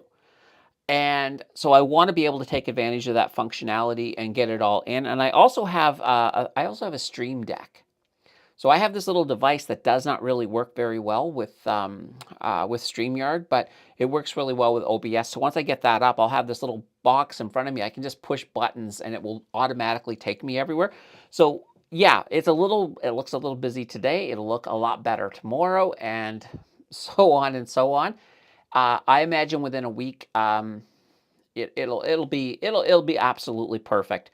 So I will get more functionality. That's the whole idea, was just to get more functionality, more control. Like, I have so much control here. In fact, I got too much control, but that's kind of what I'm sorting through as I'm getting this all set up and everything. Um, but yeah, like, I do have my normal things. So for example, I can come up here and bang, we're in the normal look type thing. I will love it when I can have this and also have comments on this. Like right now, I've got absolutely zero way to put a comment on this right now. So I kind of have to come back to this to get at least get the comments up there so you guys can see them. But like I said, we're going to get this all sorted out. It'll be a lot less busy. Even as early as the next stream, it'll be a lot less busy for sure. All right, where was I? Larry says mandatory 17% gratuity on the bill. Mandatory. See, that to me, I don't like that. I'm like, you know what? If I was a server and I gave you horrible service, I would be okay with you giving me a smaller tip because I would deserve less of a tip. Making it mandatory, I don't like that. I don't like that at all. Paul says the wheat store near us has sushi, burritos, A&W, Starbucks. Convinced. What is going on? Larry says I'm talking about the VIP theater. Ah, yes. Scott says on the bright side, we won't have to tip AI. That's true. That's true. AI isn't gonna care. Tips at the movie. Oh. The Wealthsimple Apple Wallet just showed up today. Oh, okay. I'll take a look at it. I'll take a look. I'm kind of curious now. Wow, what are your thoughts on ATD? So Alimentation Couche-Tard. I like them. I like them. I know that we had they had that big takeover bid, of course, of a 7-Eleven, and it didn't quite go as planned because they just weren't able to pull it off, and that's fine because they were going to have to resort to a whole bunch of dilution to be able to pay for that. So it had a big price card, a price tag. But at the end of the day, if they had pulled it off, they would have been the biggest convenience store chain in the world. Nonetheless, this has happened to them before in the past. They have run into situations where they have had failed takeover attempts. They just find a new target. They will be fine. They will be fine. And I think I like Alimentation Couche-Tard quite a bit. I did sell out of them before when they were, when they were in negotiations for the 7-Eleven, only because I knew that dilution was going to lower the price a bit, and I didn't want to get caught in that. But I think they will be fine. I think they will be fine. I think they're a good long-term investment for sure. Okay, let's see here. Where are we at? Billboard Music has a few AI songs as #1 hits this year. Yeah, I heard there was I think it was a country song. I think there was a country AI song that made it to #1. I heard a clip of it online. And I was like, it sounds like any other country song. But yeah. What do you think of SGR-UN.to for a higher yield way to store cash? All right, well, let's go. Let's actually go. We're going into this here is Slate Grocery REIT. Oops, I grabbed the wrong one. SGR. I grabbed the .u instead of the .un. Here we go. So Slate Grocery REIT. Now I like this REIT. I have held this REIT for quite a while. I don't hold it currently, but I have held it many times. I've held it. So they are one of these ones that have been doing what REITs should be doing under with interest rates coming down. So they have been doing really good. And you can sort of see. And here's the beautiful thing here is that this right about here, this is when the rate cuts began. And you can see there was that one big movement up. Yeah, there's a little bit of volatility, but they have been, for the most part, moving up. Sure, you could argue and say that they're only just at that 1 point right there, but they have been moving in the right direction. So I like Slate. I like Slate. They have a half decent dividend. So their dividend currently 8.12%. So that's not a bad place. So now the question is, though, the question is that, is it a good place to store cash? So the one danger to this is that even though it's moving in the right direction, anything can happen that it could turn on a dime. And if that happens and you're holding it, if you're using it as a kind of a cash ETF, that could be an issue. Because, it could crash, and, and if you need that money right away, you could be in a bad situation. I don't think it's going to, though. I will put that out there. I don't think it's going to, but you always have to be aware of that danger. So when it comes to that, that's why, regular cash ETFs are a safer way, but you're not going to get that yield. And 8% it's a really good yield for a REIT for sure.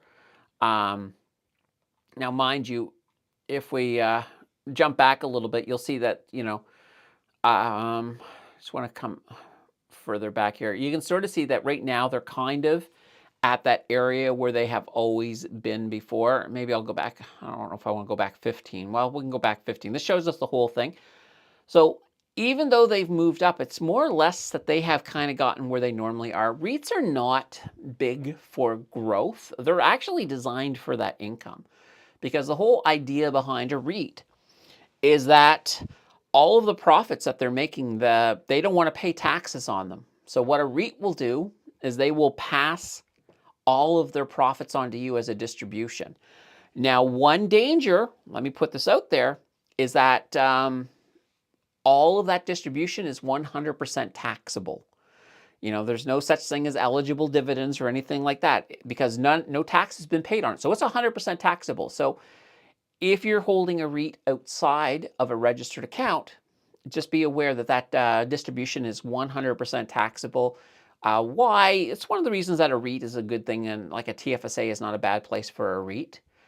Now, I will give you one exception to that rule. If you're holding something like RMAX, well, you get a distribution from RMAX, but only the part of it that comes from the dividends portion would be considered 100% taxable. Any that comes from return of capital, or, and that's return of capital, that's going to be their capital gains. Sorry, you're going to have your capital gains, your return of capital.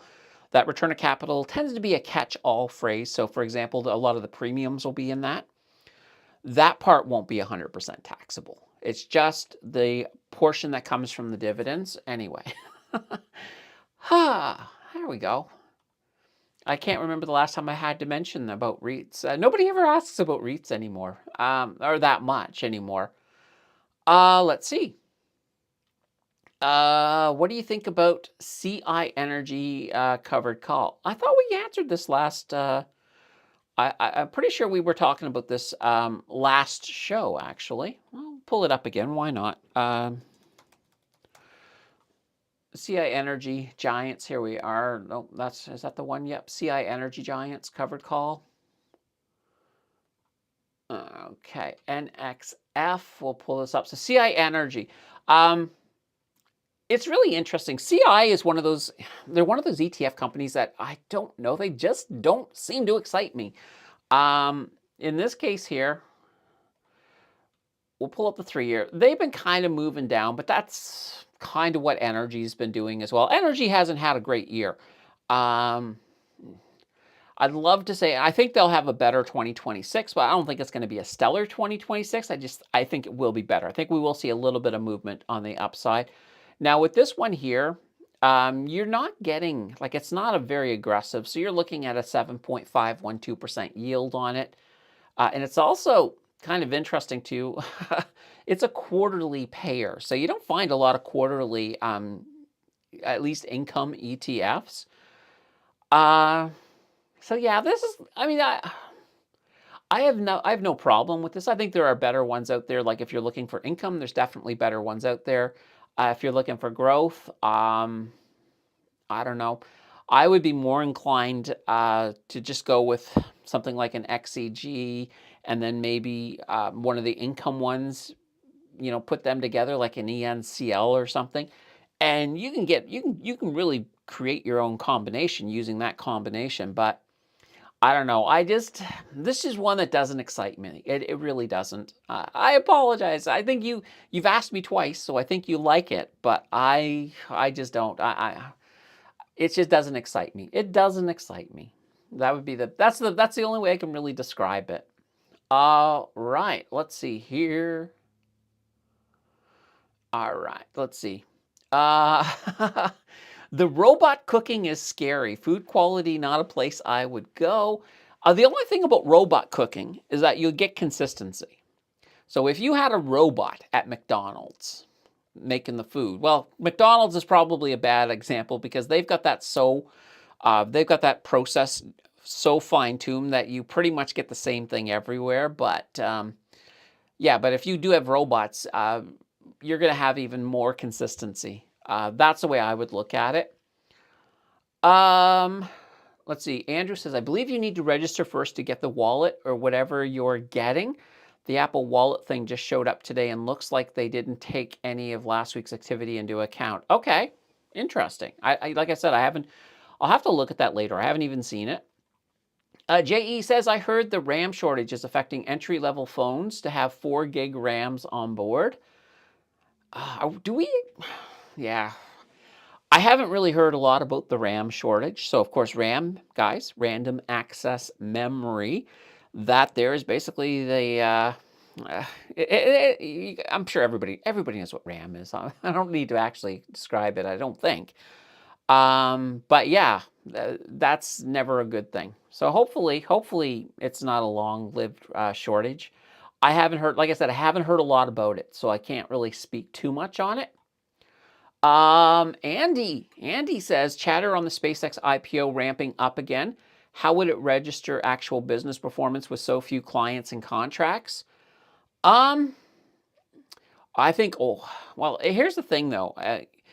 There's a lot of, apparently, and I was reading something earlier on space actually, and they were talking about how they would be using a lot of the funds from the IPO to build some sort of space, some data centers, like I don't know if they're doing it in orbit or what they're doing.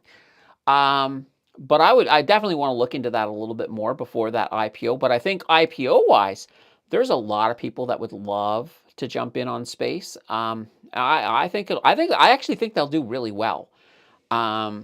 Like really, really well. That would be one. I'll watch that one like a hawk for sure. Cineplex charging an online booking. Yeah, that's crazy. So yeah, Zenial was mentioning they had this thing where they would charge you extra if you booked online. So it would actually be cheaper to go in and go through the teller and buy that way.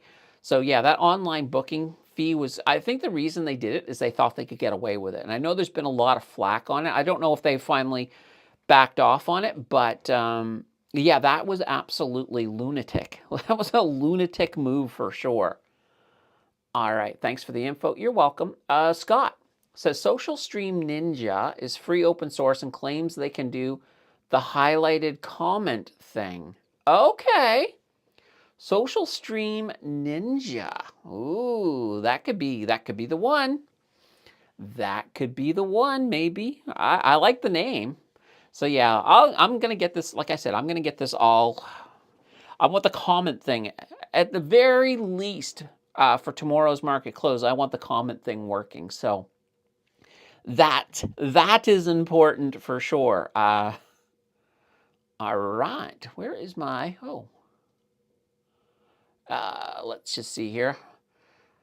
Yeah, and then hopefully it'll update because every so often I have to drag this back over here and then drag it back to see if there's any more. Yeah, to see if there's any more comments. There we go. Luke says a REIT I've been buying below $12 is Dream Industrial. Yeah, I haven't looked at Dream in a long time. I think I thought that they were. Let's see. Here we are. No. There's Dream Impact, but Dream Industrial, here we are. Yeah. Okay, so Dream, and this is another interesting one. So industrial is a sector that I'm pretty bullish on. Like, I think it's really going to tie into a lot of the infrastructure building and all of that fun stuff. And Dream, so ever since Liberation Day, they've been moving in the right direction as well. Now this one here, their yield is a little smaller, so 5.79%. But I do like Dream. I do like Dream. Yeah, absolutely. This is not a bad one, and not a bad one at all. All right, let's see here.